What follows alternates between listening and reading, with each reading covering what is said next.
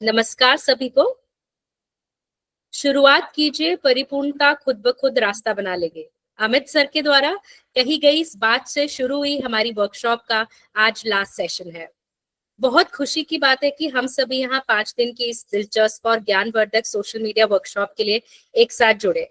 आज जब डिजिटल दुनिया हमारी जिंदगी का अभिन्न हिस्सा बन चुकी है, ऐसे में यह वर्कशॉप हमारे लिए एक खजाना साबित हुई है। हमने सीखा कैसे सिर्फ एक फोन से प्रोफेशनल एडिटिंग की जा सकती है, कैसे रील बनती है जो पहली ही झलक में दर्शकों को बांध ले, और कैसे एआई टूल्स से पत्रकारिता और कंटेंट निर्माण को नए आयाम दिए जा सकते हैं।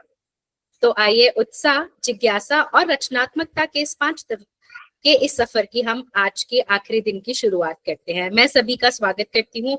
अमित सर, आपका बहुत बहुत स्वागत है। भानुवत सर, आपका भी बहुत बहुत स्वागत है और आप लोग का धन्यवाद है हमारे साथ जुड़ने के लिए। शुरू करें?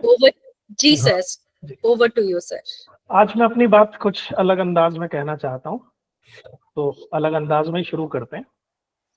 आप धीरे धीरे मरने लगते हैं अगर आप करते नहीं कोई यात्रा, पढ़ते नहीं कोई किताब, सुनते नहीं जीवन की ध्वनियां, करते नहीं किसी की तारीफ।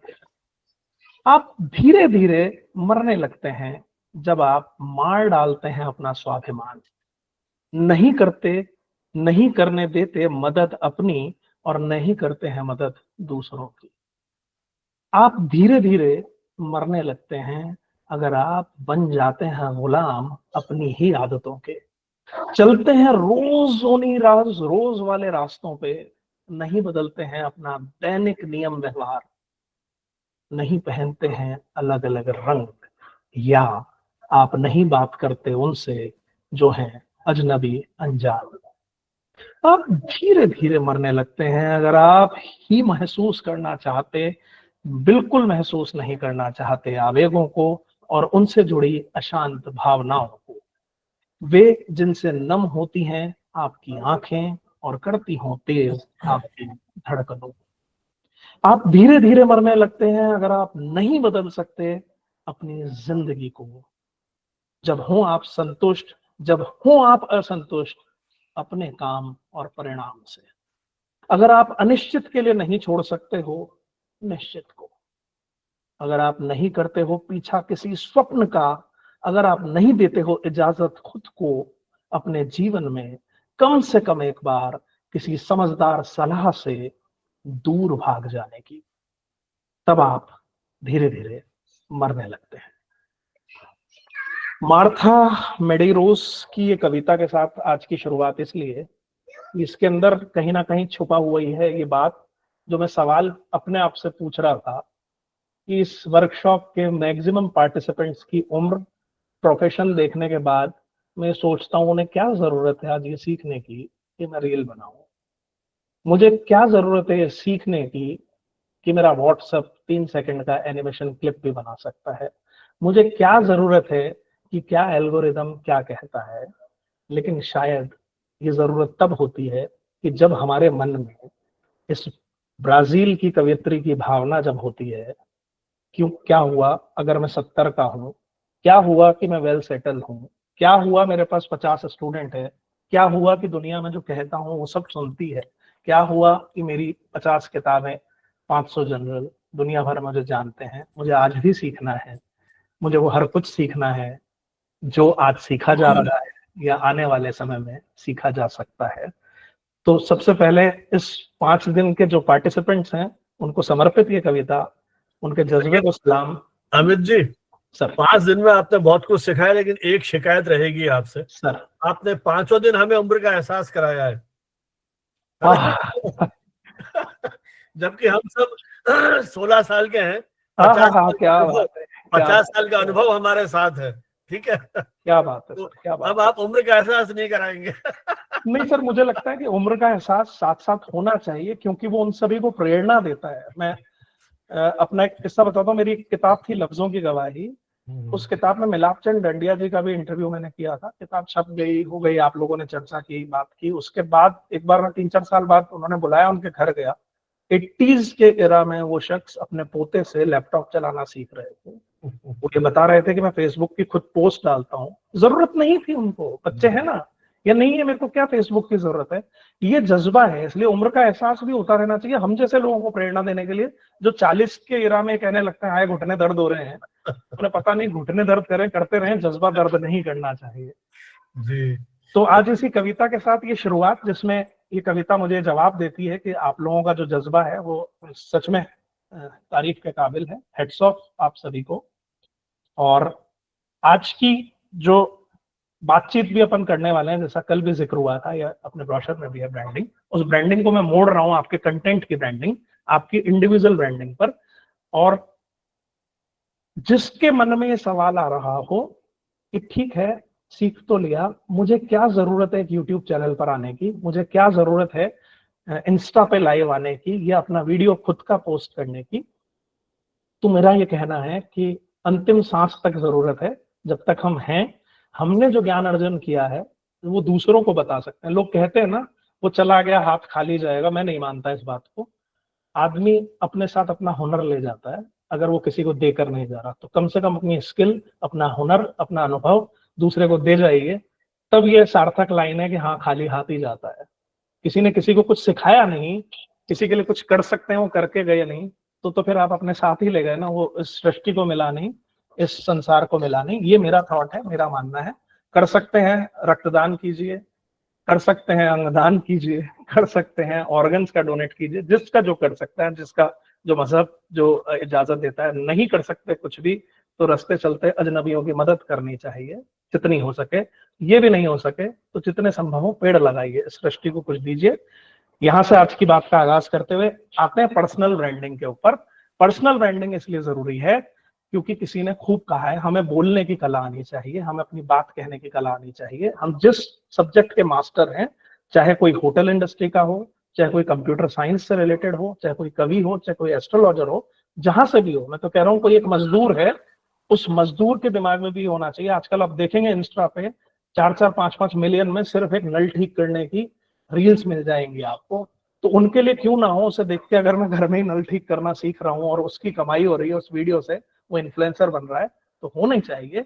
बशीर बद्र कह गए हैं कि कब कौन सी बात कहाँ कैसे कही जाती है, अगर ये सलीका हो तो हर बात सुनी जाती है। और हम चाहते हैं कि लोग हमारी बात सुने, हमारी बात से लोग प्रभावित हों, उनका जीवन बदले। तो सोशल मीडिया हमारे लिए बहुत बड़ा प्लेटफॉर्म है, हमें उस पर आना चाहिए। अब इस ब्रांडिंग को आगे बढ़ाते हैं कि कैसे करें। जो लोग कर रहे हैं बहुत अच्छी बात है, उसमें नंबर कैसे बढ़े, उस पर अपन ने पहले दिन से अब तक बीच में जहां जहां जरूरत पड़ी एल्गोरिदम की बात की, बताया।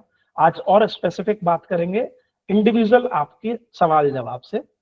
जो भी शख्स, अब पहले सबसे ही बात करनी है, आज कोई ऐसा नहीं होगा कि मेरे को नहीं, आज मेरे को नहीं, आज अपन सबसे बात करेंगे, भले ही 15 मिनट ऊपर भी हो जाए।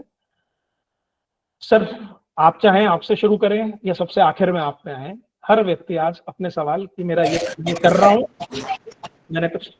निशा जी आ गई है, निशा जी आपसे शुरू करें। सीमा जी डिवाइस भी दीजिए। एक्चुअली मैं पहले कहना चाहूंगी क्योंकि मैं ट्रेन में हूँ, कब नेटवर्क चला जाए मुझे नहीं पता। ओके, कोई दिक्कत नहीं। तो आपसे सबसे पहले बात कर लेते हैं। हाँ, आपकी आवाज आ रही है, के बारे में कुछ जानना चाहती हूँ। पॉडकास्ट में भी आना स्टार्ट करना चाहे तो किस तरह की प्लानिंग रहनी चाहिए, क्या उसकी स्टार्टिंग रहनी चाहिए, किन चीजों का ध्यान रखना चाहिए। ठीक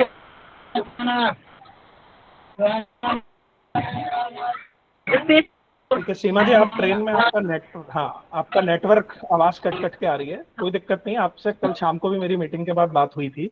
आपका इशू मुझे पता है कि आप ट्रैफिक कंसल्टेंट हैं और आप ट्रैफिक पे कुछ पॉडकास्ट शुरू करना चाह रहे हैं। बहुत अच्छा आइडिया है। देखिए, पॉडकास्ट शुरू कीजिए। पॉडकास्ट पहले, जो मैंने बीच में भी एक दिन बताया था, पहले टर्म को समझ लें। पॉडकास्ट पहले सिर्फ ऑडियो वर्ड के लिए था, लेकिन ये होते होते क्योंकि वीडियोस 1-to-1 का जो फॉर्मेट हो गया, उसे पॉडकास्ट कहा जाने लगा है। आप कीजिए, बहुत अच्छा है। ये देखिए कि दुनिया भर के जो पॉडकास्ट मिल रहे हैं, चल रहे हैं, उनको बहुत सेलिब्रिटीज भी कर रहे हैं। बड़े बड़े नाम कर रहे हैं, पेड भी हो रहे हैं उन पे। अगर उन सबके बीच में आपका पॉडकास्ट आएगा तो लोग उन्हें क्यों देखेंगे? इस सवाल का जवाब आपको पहले ढूंढना है। उस संभावित सवाल का जवाब है कि आप ट्रैफिक, अगर आप ट्रैफिक सेंस के ऊपर करती हैं तो ट्रैफिक को लेकर कितनी अवेयरनेस है, सरकार के प्लान, एनजीओ के प्लान, ओके ठीक है। लेकिन अगर हम उस मर्म को ले आए, जैसे बहुत से ऐसे लोग हैं, जो मैं कई बार कुछ प्रोग्राम्स में जुड़ा हूँ, वहां मैंने होस्ट भी किया है, ऐसे लोग भी हैं जिन्होंने मतलब बहुत गंभीर बुरी हालत में थी, तुरंत निर्णय लेना था, ब्रेन डेड हुए बच्चे और 4-4, 5-5 लोगों की जिंदगियां बचाई। आंखों का दान जो है, ऐसे परिवारों की काउंसलिंग होती है। ऐसे लोगों को आप लेकर आइए जो इसमें जीवन बता रहे हैं शुरुआती एपिसोड्स में, फिर तो लाइन है लंबी जिन्होंने पूरा जीवन खपा दिया है इसके अंदर।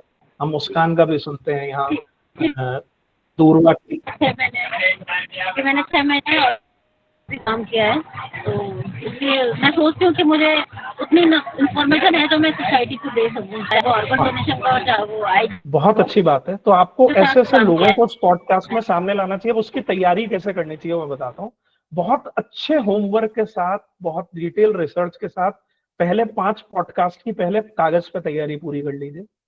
उसके बाद भले ही बहुत अच्छा सेटअप नहीं हो, बहुत खर्चा नहीं करना हो, घर में बैठिए, कहीं शांत जगह पे बैठिए, किसी रोड साइड ऐसी जगह पे बैठिए जहां से ट्रैफिक कम गुजरता हो, जहां बैठ सकते हैं आप, क्योंकि आप विभाग से जुड़ी हुई हैं, आपको दिक्कत नहीं आएगी। वहां बैठिए, सीधे पीछे किसी छत पे ऐसे बैठिए विभाग के, पे पीछे रेड लाइट ट्रैफिक होते हुए दिख रहा है, गुजर रहा है, वो फ्रेम बनेगा अच्छा है। मैं सब इसलिए बता रहा हूँ कि जरूरी नहीं है कि 5,000 का स्टूडियो किराए पे लेकर काम शुरू किया जाए, 50,000 का खर्चा करके किया जाए। फ्री ऑफ कॉस्ट कीजिए, 2 मोबाइल ट्राइपॉड पे लगा के कराइए, शुरू कीजिए, लेकिन उसका कंटेंट इतना सॉलिड हो। पहले में व्यू नहीं आएंगे, आप जैसे भी आएंगे 200-300 आएंगे, लेकिन जब 6 महीने बाद, 7 महीने बाद उसकी रील्स के आगे, उसकी छोटी छोटी रील्स तो कट के निकालनी है, जब वो लोगों तक पहुंचे तो वो लोग बाध्य हों, एक दूसरे को आदमी उसका लिंक शेयर करे कि यार ये देखो यार, सच में यार हमारे पास भी लोग काउंसलिंग के लिए आए थे, हमने मना कर दिया था, नहीं यार हमारे घर में किसी की डेथ हो गई और तुम ऐसी बात कर रहे हो कि ऐसा हो। तो जब हमारे सामने ऐसे आदर्श आके खड़े होते हैं सामने, आप उन ब्लड डोनेशन रेगुलर करने वालों को इस पॉडकास्ट में लाइए कि आपका ब्लड जब ट्रोमा में फ्री दिया जाता है सरकारी अस्पताल में, सोचिए क्या दुआएं लगती होंगी आपको। देखिए इमोशन है यहाँ, ट्रैफिक सेंस इतना जरूरी है। कल आंकड़े की भी बात आई थी जब भानावत सर ने जिक्र किया था कि नितिन गडकरी जी का बयान है, हजारों की संख्या में हाईवेज पे मर रहे हैं। ये अवेयरनेस हैमरिंग की तरह आनी चाहिए, सिर्फ अवेयरनेस का विषय नहीं है। और आपका पॉडकास्ट गारंटी, अगर आपने 1 साल के अंदर, अपन ये मानते हैं कि वीक में एक पॉडकास्ट भी निकाला, आप मानिए ये आपको करके चलना पड़ेगा, वीकली एक आना पड़ेगा, और एक 20 मिनट का पॉडकास्ट आप प्लान करते हैं, उसमें से 10-10 रील्स भी आप निकालते हैं, तो आप मानिए आपकी 52 हफ्ते के होते हैं साल में, तो अपन 52 एपिसोड का प्लान करके, जिसमें 5 की पायलट पहले शूट होके एडिट होके आपके पास हो जाएगा, तब लॉन्च कीजिए, ताकि 2 हफ्ते कहीं बिजी भी हो गए तो ब्रेक नहीं आए। इसके साथ आप शुरू कीजिए, 100% इसमें नंबर्स आएंगे, रीच होगी। बस नंबर्स का गेम में फंसना मत, यार नंबर नहीं आ रहे यार, 20 कर लिए तब भी नहीं आए, 5 साल तक नंबर नहीं आए, एक साथ आएंगे। आप पॉडकास्ट शुरू कीजिए, और कहीं भी और बीच में भी हेल्प की जरूरत हो किसी की, तो हम सब लोग साथ हैं। आप अमित जी, मैं भी अपना एक्सपीरियंस शेयर करूं। सीमा जी ने कहा, मेरा भी पिछले 2 साल से कुछ, मतलब ये तो 5 साल से मैं इस आभासी दुनिया में मैंने काम करना शुरू किया कोविड के समय, और वो यात्रा शुरू हुई थी वेबिनार से, और आज की डेट तक मैं 170 वेबिनार्स कर चुका हूँ। 169 हो गई और 170 संयोग से नितिन जी से बात हुई है, उन्हीं के साथ मैंने रखा है साइबर सिक्योरिटी के ऊपर, जो 30 जुलाई को है।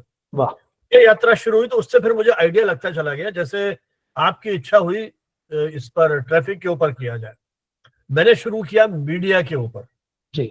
और मीडिया के सब्जेक्ट्स, जैसे मान लीजिए मैं अखबार पढ़ रहा हूं या कोई लेक्चर सुन रहा हूं और कोई एक शब्द आ गया जैसे डीप फेक।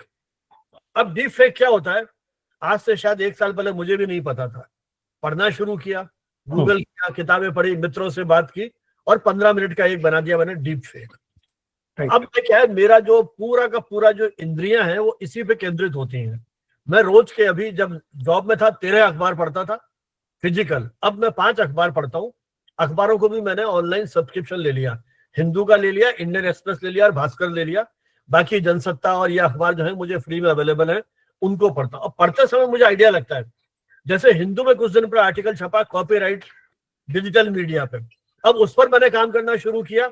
अब मैं बहुत सारे केसेस कोट कर सकता हूँ आपको, पूरा वीडियो मैंने उसके ऊपर बना लिया।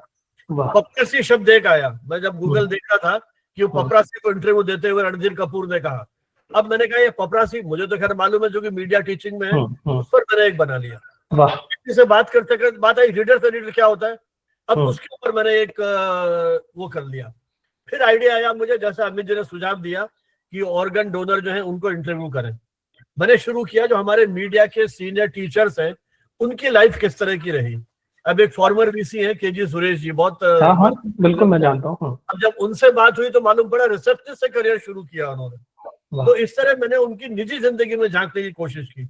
एक मेरे स्टूडेंट जो डीपीआर में एडिशनल डायरेक्टर थी, डायरेक्टर तो पॉलिटिकल पोस्ट है, गवर्नमेंट बनाती है, लेकिन प्रमोशन से वो additional first women additional director. और मुझे ध्यान है जब उसका पीआरओ का इंटरव्यू था तब मेरे पास स्कूटर था, स्कूटर पर बिठा करके मैं उसको तैयारी कराने के लिए ले गया था।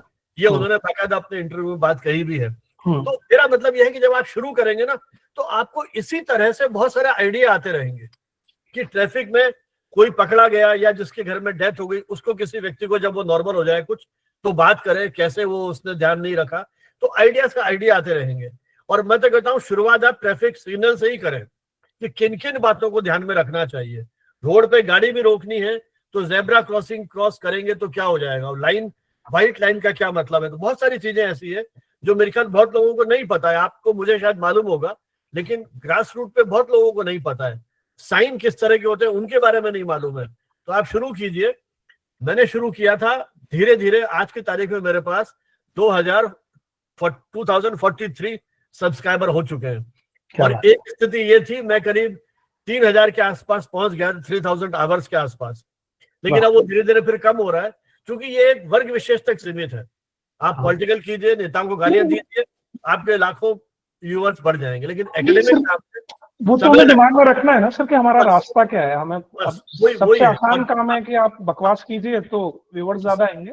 काम की चीजें कम लोग देखते हैं, लेकिन बार बार देखेंगे। अपने क्षेत्र में आपकी आइडेंटिटी बन जाएगी। तो बल्कि मैं सारे मित्रों से कहता हूँ, जब मुझे आज नितिन जी ने भेजा अपना प्रोफाइल तो नीचे आया व्यू इंस्टाग्राम। अब इंस्टाग्राम पे भी वो थे, तो मैंने 3-4 उनके वो देखे किस तरह से वो व्हाट्सएप के लिए बात कर रहे हैं, कैसे डबल फीचर डबल सिक्योरिटी होनी चाहिए, वो होना चाहिए। तो मुझे एकदम स्ट्राइक हुआ कि ये तो अपने बड़े काम के निकले और इनके साथ भी बात कर सकते हैं। बल्कि मैंने तो उनको ये भी कहा है कि अपन क्यों नहीं एक वर्कशॉप जिस तरह से ये की है तो अपन क्यों नहीं ये साइबर सिक्योरिटी, इतना होने के बावजूद लोग चपेटे में आ रहे हैं। बिल्कुल आ रहा है। मैं खुद भुगत चुका हूं, बिना देखे मैंने 20,000 रुपए ट्रांसफर कर दिए। लकीली वो नंबर जिसने मुझे कहा अरे यार पहचाना नहीं, मैं तो आपका दोस्त हूँ, वहां हूँ, ये हूँ, वो मैंने गलती से 20,000 रुपए चले गए आपके पास, मैसेज आया होगा और मैसेज में गलती थी कुछ, मैंने भेज दिए। तो वो बाकायदा इस बैंक ने उसको ब्लैकलिस्टेड कर रखा था, तो बच गया मेरा। तो पढ़े लिखे लोग चपेट में आ रहे हैं। नहीं, तो ऐसा ही स्वाभाविक है कि हम ऐसी चीजों को लेके मैंने कहा नितिन जी को मैंने आज ही कहा है कि आप प्लान करो, अपन अगला वर्कशॉप उस पर करेंगे। तो ये छोटी छोटी चीजें आपके उसमें आएंगी। आप वेबिनार प्लान कीजिए, बहुत सस्ते सस्ते प्लान ऐसा भी है। मैंने तो गूगल मीट से शुरू किया, किसी के साथ कोलैबोरेट कर लीजिए, आप डिपार्टमेंट से कोलैबोरेट कीजिए। मैंने कॉलेज के साथ कोलैबोरेट किया, उनका पूरा सिस्टम यूज कर रहा हूँ। अब मैंने एक रीस्ट्रीम का और ले लिया, मैंने 14 महीने के लिए 16,000 रुपए लगे, मैं उस पर भी इंटरव्यू शुरू कर दिया। मैंने तो बिल्कुल दूरदर्शन की तरह से है, कब किसका चेहरा आ रहा है, कब किसका क्या हो रहा है, आराम से कर रहा हूँ। इसमें सर मेरा एक और सजेशन है जिन लोगों को कि भाई हाँ हमारे पास कुछ है और वगैरह वेबिनार हो रही है, तो जरूरी नहीं करें, आप भानावत सर के साथ मिलकर कर लें, उन्होंने प्लान लिया हुआ है। मान लो मुझे कुछ करनी है, हो रही है, कोई दिक्कत मुझे अलग से प्लान लेने की जरूरत नहीं है। सर को बताया, जच गई, वहां से हो जाएगा। एक जने ने प्लान ले रखा और अच्छे कॉज के लिए जुड़े हुए हैं। तो कवि गोष्ठी हमने कर ली इसके ऊपर, कई बार कवि गोष्ठी कर ली, नए नए कवियों को मिल गया, आइडियाज आते रहेंगे आपको, राइट है ना, कोई दिक्कत। यहाँ पर सर एक बात जो आप कह रहे थे, अमित सर जो बात कह रहे थे बिल्कुल सही कह रहे थे कि जो चैनल्स हैं जिन पे बकवास ज्यादा होती है, जैसे मैं अब आपको थोड़ा सा कोट करना चाह रहा हूँ, जैसे जो ये लोग हम लोग एकेडमिक से जुड़े हैं, जो रियल एकेडमिक से जुड़े हैं, वो आज एक लेक्चर भी देंगे तो बहुत कम व्यूज आते हैं। लेकिन अब कई ऐसे नाम है, मैं यहाँ पर लेना नहीं चाहता, जो नाच गा के पढ़ाते हैं, उनके आप व्यूज देखिए, सब्सक्राइबर्स देखिए, this is a real fact. लेकिन उसमें मेरा एक उसमें है कि उसको देख के हमें विचलित नहीं होना है।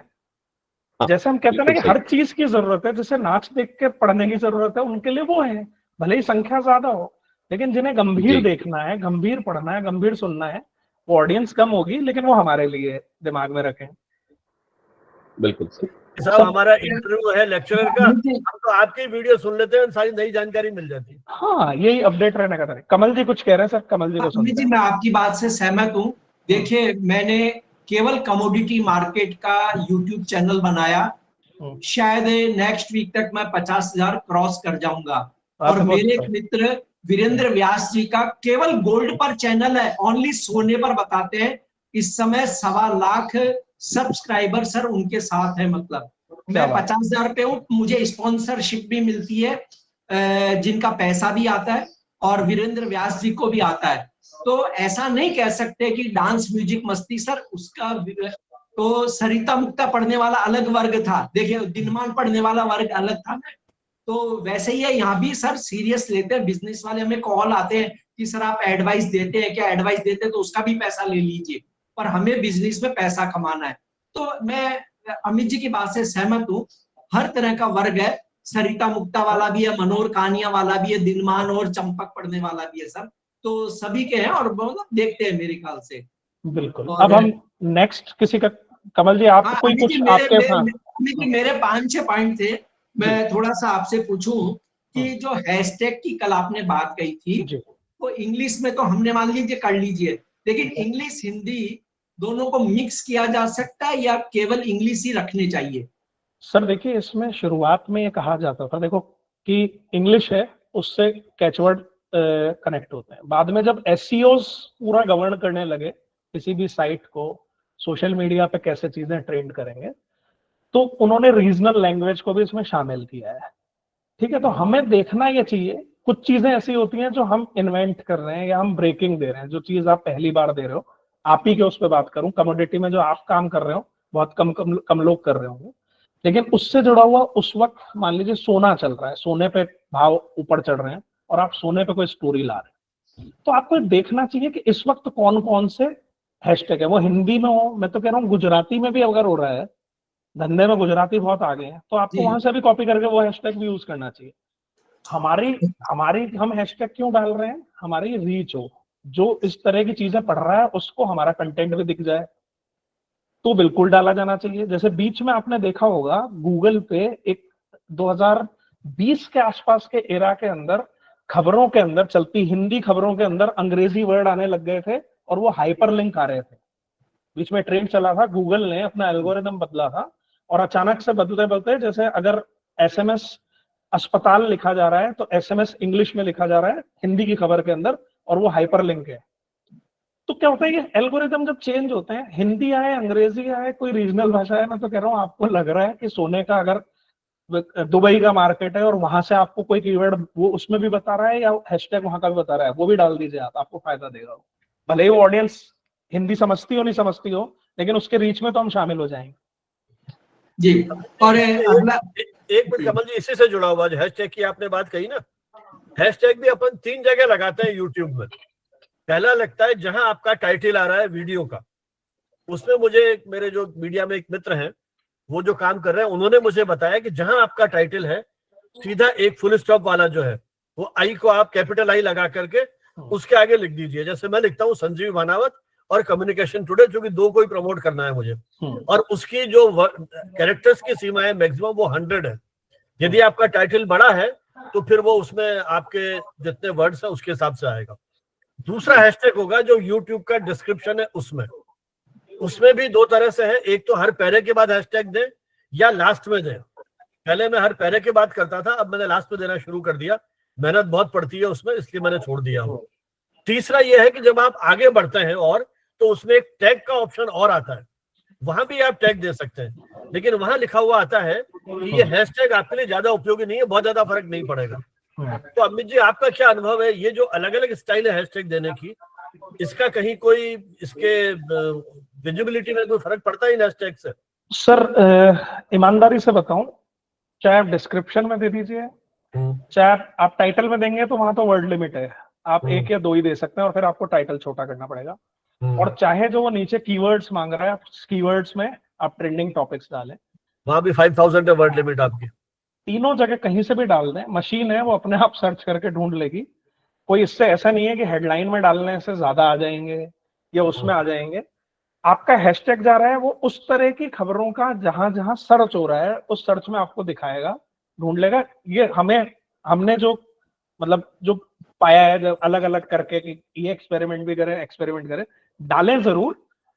और कुछ तो क्या है कॉमन होते हैं, कुछ जैसे आपके ब्रांड नेम से होंगे। जैसे सपोज कमल जी आपके इसका क्या मोल तोल है? मोल तोल, हाँ। तो जैसा सर ने अभी बताया कि बार बार इतना करते हुए, या भानावत सर का भी एक पैरा और 5 हैशटैग हर में कॉमन होंगे, उनको एक बना के कॉपी करके एक जगह रख लिए, वो तो वहीं से कॉपी करके लीजिए। हम लोग ऐसे में क्या करते हैं, जब बड़ी कंपनीज जब मीडिया हाउसेस की होती हैं तो वो अपने सीएमएस जो बनाते हैं बैकएंड के अंदर ऐसे कुछ कॉमन 20-25 हैशटैग ट्रेंडिंग के जो कीवर्ड्स हैं उन कीवर्ड्स को इनबिल्ड कर देते हैं। तो हम हमारी टीम को गाइड करते हैं कि ये सब आपको नहीं डालना, Hindi news, India news, latest news, ये सब हमें नहीं डालना होता क्योंकि ये इनबिल्ट है, हमारी जो भी खबर पब्लिश होगी उसके अंदर रहते हैं बैकएंड पे। अब लेकिन आपके लिए, दोनों के लिए कीवर्ड या बाकी लोगों के लिए ये 5-7 आप जरूर डालें। जब मैं सर्च करूंगा, इसमें ये भी ध्यान रखें मैं सर्च करते वक्त कि मैं सर्च करूंगा तो क्या करके आपकी खबर को ढूंढ रहा हूँ। आप होंगे तो क्या करेंगे, जैसे मीडिया की खबर होगी तो उसको आदमी क्या क्या करके ढूंढ रहा होगा, तो हैशटैग वहां से भी हिंट मिलेगा हमें जो चल रहे हैं उन्हें, और हमें जो नए क्रिएट करने वो वहां से आ सकते हैं। भानावत सर, मैं आपको एक बात बताऊं कि मैंने बीबीसी का एक प्रोग्राम ज्वाइन किया था। तो सर बीबीसी ने कहा कि आप जो टाइटल रखते हैं यूट्यूब का वो 6 वर्ड से ऊपर का होना ही नहीं चाहिए। मतलब आपका कोशिश करें, क्योंकि जब हम मोबाइल पे देख रहे हैं तो आपका पूरा अगर टाइटल दिख रहा है तो उस पर व्यू हमेशा ज्यादा आएंगे। लेकिन मान लीजिए मैंने लिखा क्या तेजी आएगी गोल्ड में, तो बोले गोल्ड अगर पीछे चला गया तो बोले उस पर आपके व्यू हमेशा घट जाएंगे। लेकिन आप लिखेंगे गोल्ड में क्यों आएगी तेजी, तो उसने कहा कि कोशिश करिए कि 6 वर्ड से ऊपर आप न जाएं। मतलब और हैशटैग की जो बात अमित जी ने कहा वो वाली उन्होंने भी कही कि आप इसमें भी एक चीज आपको और जोड़ देता हूं आपको कि ये भी याद रखें, यूट्यूब की आप बात कर रहे हैं, बड़ा वीडियो है, ये सब फार्मूले लगेंगे जो आपने बीबीसी से कहे, अपन हैशटैग भी जोड़ने सब कर रहे हैं। रील उसका शॉर्ट, वहां पे शॉर्ट हो जाता है, वो शॉर्ट वीडियो डाल रहे हैं, ना कोई थंब देख रहा है ना कोई कर रहा है, चलते हुए में खट देख रहे हैं, उसमें शुरुआत के 3 सेकंड याद रखें। तो वहां कुछ कट करके डाल रहे हैं तो खुद को दिखाने की बजाय, अब गोल्ड का है, आप 30 निकाल के 30 सेकंड का डाल रहे हैं, 1 मिनट का डाल रहे हैं, पहले गोल्ड डालें, विजुअल में गोल्ड डालें, या आपके थंब को ही एनिमेट करके शुरू में 5 सेकंड के लिए रख लें, वो 5 सेकंड रुक गया तो 15 सेकंड में रुक जाएगा। तो उसमें अगर शॉर्ट चल रहा है या रील चल रही है तो सिर्फ ये याद करें कि शुरू के 3 सेकंड, 5 सेकंड, 7 सेकंड, 10 सेकंड हम क्या दिखाने वाले हैं। उस शॉर्ट के लिए कोई टाइटल डालते तो हैं आप यूट्यूब पे, उसमें भी करते वक्त, अपलोड करते वक्त, पर वो सर्च में नहीं आता। मतलब सर्च से मतलब कि उस शॉर्ट को कोई सर्च करके या अपने डेस्कटॉप पे जाके स्क्रॉल करके नहीं ढूंढ रहा, वो मोबाइल में चलते चलते ऑटो पे आ रहा है या हाथ से चला के देखा जा रहा है। तो छोटे वीडियो के लिए ये कोई फॉर्मूला नहीं है, शुरू के 5 सेकंड, 7 सेकंड, 10 सेकंड तक दिमाग में बैठा ले, बस अच्छा रखना है। अच्छा अमित जी, इसमें एक और हैशटैग पे फिर आ रहा हूं मैं। जी सर। जैसे मैंने डाला हैशटैग में अमित शर्मा। हाँ। अब अमित शर्मा भास्कर में है और भास्कर बहुत बड़ा ब्रांड है और वो सर्च में बहुत बार आएगा, तो मैंने वहां भास्कर भी डाल दिया। मैं यूनिवर्सिटी ऑफ राजस्थान में रहा, मैंने यूनिवर्सिटी ऑफ राजस्थान भी डाल दिया। मुझे लगता है कमल जी का चैनल बहुत पॉपुलर, मैंने उसमें मोल तोल भी डाल दिया, मैंने उसमें रवीश कुमार भी डाल दिया। तो क्या इस तरह की जो अपन कोई गिमिक्स खेलते हैं तो क्या चैनल की सर्च में कभी फर्क पड़ सकता है? नहीं सर, गलत है सर, वो पॉलिसी वाइज ये इसलिए गलत है कि मैं आपकी पोस्ट पे आ रहा हूँ, 100 में से कोई एक आदमी आएगा और वो जितना हम घुस रहे हैं अंदर उतना वो चीजों को देखेगा। इररिलेवेंट इसलिए डालने की जरूरत नहीं है कि मैं रवीश कुमार सर्च कर रहा हूँ और आप मुझे दिखेंगे तो मैं आपको देखूंगा क्या? नहीं देखूंगा। तो लेकिन मुझे तो अमित शर्मा और भास्कर तो डाल सकता हूँ ना, भास्कर में चूंकि वो काम कर रहे हैं। हाँ बिल्कुल, तो डाला जा सकता है, मेरी आपकी उसमें रिलेवेंसी आ गई ना। हाँ, जैसे मैं यूनिवर्सिटी ऑफ राजस्थान में हूँ तो वो डालना चाहिए। इनफैक्ट आज के वीडियो में आप रवीश कुमार भी हैशटैग डाल सकते हो, हमने उनका जिक्र किया है, रेफरेंस आया है। तो ये बहुत लॉजिकल चीज कि जिसका उससे कोई लेना देना हो, मान लीजिए अगर रवीश सर भी कभी सर्च कर रहे हो और उन्हें ये वीडियो देखे तो उन्हें अच्छा ही लगेगा कि हाँ यार कंटेंट की बात हो रही है और न्यूज मीडिया के लोग बैठे हुए हैं साथ में, तो जिक्र हुआ तो अच्छी चीज। रिलेवेंसी जिस चीज की है उसे ही रखना चाहिए, वरना वो तो फिर क्लिक बिट जैसी चीज हो गई कि हमें लोगों को लाना है और वैसी चीज मिल नहीं रही। नहीं अच्छा, एक मानव बात- जी, इसमें यूट्यूब ने ये तक कहा है कि मान लीजिए मैं रवीश कुमार के चैनल पे कमेंट बॉक्स में अपने चैनल का लिंक डालूंगा तो वो रिपोर्ट दे सकते हैं यूट्यूब को, जिससे मुझे प्रॉब्लम खड़ी हो सकती है। हाँ, ये भी नहीं करना चाहिए हमें। दूसरों के कमेंट्स में जाके हम देखते हैं बहुत सारे, और वो आजकल तो प्रॉब्लम वैसे जरूर चलते हैं, जैसे वो पहले ऐड नहीं आते थे, शर्तिया इलाज मेरे किए को कोई काट दे केबल टीवी पे, वैसा कमेंट सेक्शन में हो गया। लोग बाग जा जाके भाई बात कुछ और हो रही है और आप अपना प्रमोशन कर रहे हो, गलत है, वो गलत प्रैक्टिस है, एथिकल नहीं है, उसे नहीं अच्छा, करना। एक और बताइए, जैसे मान लीजिए मैंने कोई एक वीडियो डाला और उसकी व्यूअरशिप है 500, 600, 300, मतलब बहुत ज्यादा नहीं है। ठीक है। उसी सब्जेक्ट पर यदि कोई व्यक्ति सर्च करता है, सेम पपरासी वजह से मैंने मान लीजिए वीडियो बनाया, 100 उसके व्यूअर्स हैं, और कमल जी ने बनाया, चूंकि इनका चैनल बड़ा है तो ऑटोमेटिक इनके 500 हो गए, 1000 हो गए। जब कोई पपरासी सर्च करेगा तो क्या जो कम व्यू वाले चैनल है उसको भी गूगल कहीं लेकर के आएगा उनके सर देखिए, मैं यही आपको बताता हूँ, जितने बड़े मीडिया हाउसेज हैं उनकी चिंता ही यही है, वो डिपेंड गूगल पे है, और गूगल समय समय पर अचानक यही कर देता है कि अचानक से बड़ों को पीछे खिसका देता है, और जो बिल्कुल मीडिया बिल्कुल है, जिनके अभी 200 भी सब्सक्राइबर नहीं है, आप ये सोचिए कि उसको उन्हें कमाई में हिस्सा देना है, और इनको कुछ नहीं देना। ये जब पनप जाएंगे या वो कंटेंट भी बहुत डालेंगे, ऐड चलेंगे, तो वो उनका बड़ा मार्केट है। तो एल्गोरिदम में कब चेंज आ जाए अचानक से, तो आप मतलब ये बिल्कुल ना माने कि सोचें, आपका वो आपको बढ़ाएगा, आपका लेकिन कब चैनल बढ़ाएगा? अचानक भी प्रमोट हो सकता है। हाँ बिल्कुल होगा, हो सकता है नहीं सर, होगा, 100% होगा।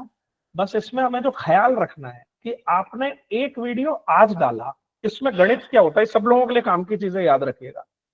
किसी भी प्लेटफॉर्म पे हो, मैंने आज डाला, फिर एक 7 दिन बाद डाला, फिर 17 दिन बाद डाला, फिर 3 महीने बाद डाला, मैं प्रमोट नहीं हो पाऊंगा। मैंने आज डाला, फिर 7 दिन बाद डाला, फिर 7 दिन बाद डाला, और ऐसा मैंने 3 साल तक किया, तो मेरे प्रमोट होने के चांसेस ज्यादा हैं। मैंने जो पहले ही दिन बात कही थी उन 10 पॉइंट में से, कि कंसिस्टेंसी, आप अपना एक बिहेवियर बनाएंगे आप, जिसको मशीन पकड़ेगी। वो ये कहेगी एक लॉन्ग वीडियो इतना आता है कि ये आपको तय करना पड़ेगा कि यार इस मेरे को फ्रीक्वेंसी पे जाना है, मुझे दिन के 4 डालने हैं टुकड़े, आप 4 डालिए, आपको लगता है दिन का 1 डालना है, 1 डालिए, लेकिन ये तय करके कि हाँ भाई ये रहेगा, तो उसका फायदा आपको मिलेगा। इससे मतलब नहीं है कि कोई वैसा ही सेम कंटेंट बड़े डाल रहे हैं, बट ऑब्वियस है उनके जो सब्सक्राइबर्स हैं उनको सीधे दिखता है और हमें, लेकिन एल्गोरिदम आपको बढ़ाएगा। अब आते हैं अमित जी, आपका कोई और सवाल? जी हाँ अमित जी, मैं एक पूछना और चाहता था कि यूट्यूब में जो मेंबरशिप प्रोग्राम रखना लाभदायी होता है या इसे नहीं करना चाहिए? नहीं, बिल्कुल करना चाहिए। और उन मेंबर्स से अगर कोई जुड़ते हैं अपने को, कोई जो भी आप फीस रखते हैं 100, 50, 200 रुपए देके जो आपको जुड़ रहे हैं, उनको कुछ एक्सक्लूसिव चीजें भी देनी चाहिए। क्यों? क्योंकि वो तो आपके वो फैन फॉलोअर्स वाले हो गए ना यार, जो आपके लिए मतलब अलग मेंबरशिप लेना चाह रहा है, पैसा आपके लिए खर्च करना चाह रहा है, उनके लिए एक्सक्लूसिव देना चाहिए। फिर बाद में, चाहे 5 दिन बाद, बल्कि इसको लोग टीज भी करते हैं जो प्रोफेशनली जहां हो जाते हैं कि भाई ये सिर्फ मेंबर्स के लिए आ रहा है, 5 दिन बाद पब्लिक के लिए आएगा। तो आपके मेंबर बड़े पर्सनल, आपके मेरे पर्सनल फैन, और उनके लिए मैं कंटेंट अलग से बना रहा हूँ, तो किसी भी कंटेंट चैनल के लिए इससे बढ़िया क्या बात हो सकती है? उससे कोई नुकसान नहीं है, करना तो चाहिए। मेरे ख्याल वही कर सकते हैं जो पूरी चैनल में डिवोटेड है, उनका जॉब है। हाँ, क्योंकि मैंने भी कोशिश की थी, लेकिन अब वो मुझे कहने लगे, मतलब जो मैंने सर्च किया कि मैं रोज एक लेक्चर रखूं, मीडिया पे भाषण देना है, उनकी जिज्ञासाएं शांत करनी है, जैसे क्लास होता है, तो वो फिर रेगुलर करना पड़ेगा यदि पैसा आप ले रहे हो तो। जैसा हाँ, जी ने कहा, करना तभी चाहिए जब हमारे पास उतना चलेगा। कंटेंट उन्हें देने के लिए हो। बिल्कुल बिल्कुल। अच्छा अमित जी, एक चीज और पूछना था कि जो ट्रेंडिंग हो रहा है उन वर्ड्स को कैसे ढूंढे? हालांकि मुझे कुछ चीजें पता, लेकिन शायद सभी के लिए बहुत लाभदायी हो जाए ये चीज, क्योंकि आपने कहा भी था एक दिन ट्रेंडिंग के बारे में। चीज है, आप ट्विटर पे जाएंगे तो उसमें राइट हैंड साइड में आपको दिखेगा क्या चीज सबसे ज्यादा ट्वीट हुई है। ये अब तो एक्स हो गया, ट्वीट वर्ड नहीं चलता उसमें, लेकिन क्या ट्रेंडिंग में वहां नजर आ जाएगा। आप गूगल के जैसे ही मेन पेज पे आते हैं, सर्च पेज पे, वहां गूगल ट्रेंड्स टाइप कीजिए आप, तो उस वक्त क्या ट्रेंड कर रहा है, पिछले 24 घंटे में क्या रहा है, वो आपको दिखने लगेगा।